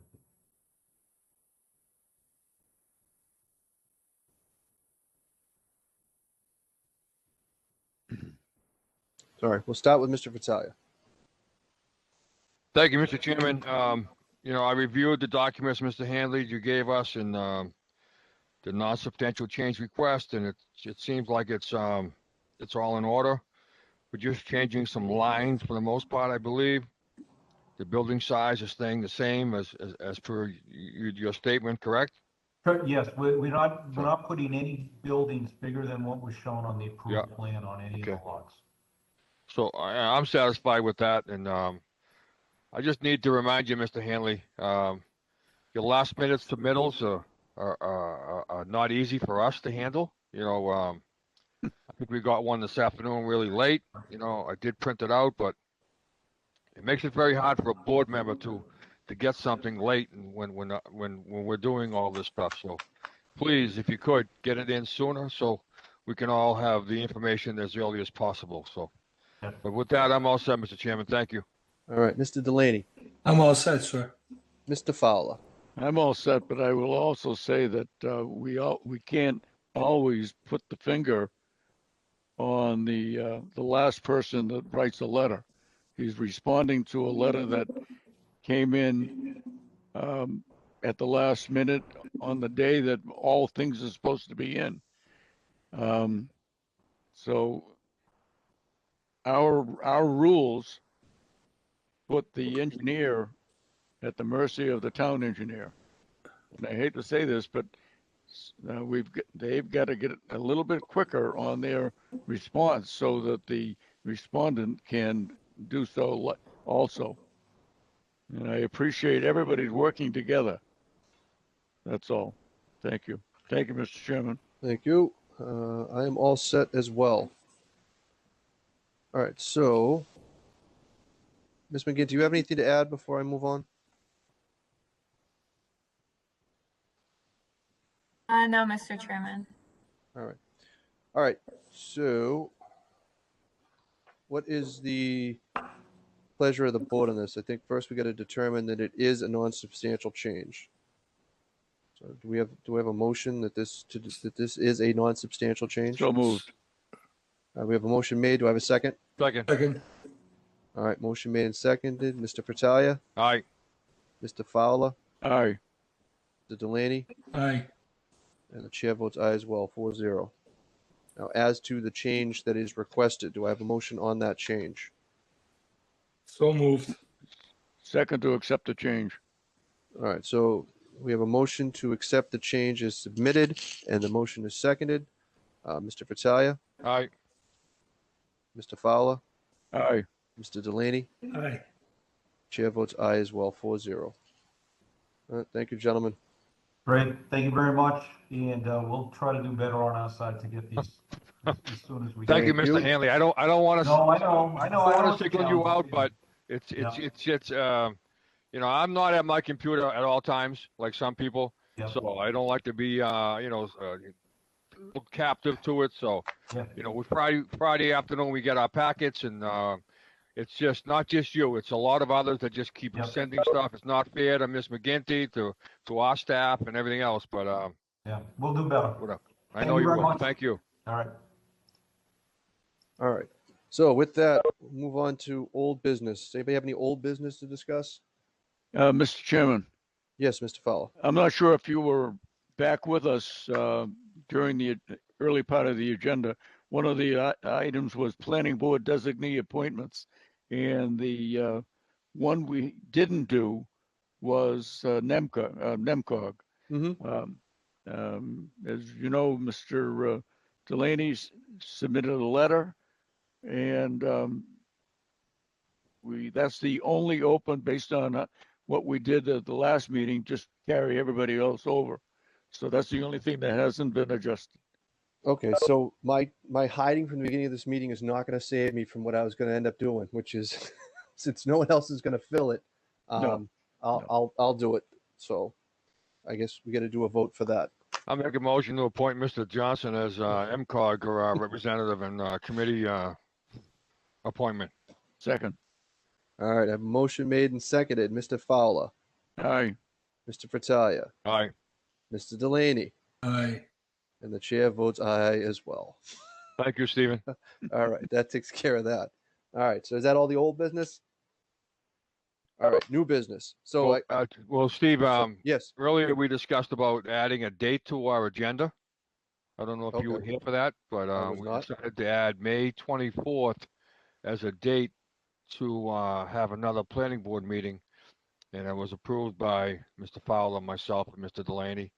Because we had a May 10th meeting and another one not till June 14th. So I think it was that June 14th date, but we just thought that was too long of a period of time without another meeting. So we decided to add May 24th. So okay. just so you know. Do we know why we only had one meeting in May to begin with? Like, was there a particular reason? Like, that's weird that happened. But I would assumed it had something to do with people not being available. No? So, Mr. Chairman, Mhm. since I've been here, we've only had one May meeting, and the reason I'm given from the department is that because we have the annual town meeting, Oh, it's okay. That's already a right. second meeting that the planning board has to attend, and that is, 2 Technically, nights. right. Yep. So That's true. I know. Okay. All right. All right. Okay. Well, we got the May 24th one now, so that's fine. All right. Good. And also in new business, because I wasn't here at the beginning, I assume that the members noticed it, but after having some conversations with the staff, Mr. Sadwick and whatnot, come to the conclusion that it would be best to split administrative actions into two pieces. In the first section would be things that we really have to deal with because there's a time constraint, like A&Rs and that kind of thing, as well as those things that are submitted timely, which to us now is going to be Wednesdays by noon. So those things that are submitted by that point can go in the first section of administrative actions. The second section of administrative actions will be things that are not timely submitted and don't have that kind of time constraint, like an A&R, and or I'm drawing a blank, the reviews of proposed plans for upcoming projects. That way they don't bog down getting to the public hearings. And if it turns out when we get to the administrative actions, part due, that we're under any kind of time constraint because the meetings have gone long and we're bumping up against a late evening, those folks will understand in advance that there's a chance we will simply push those to our next meeting.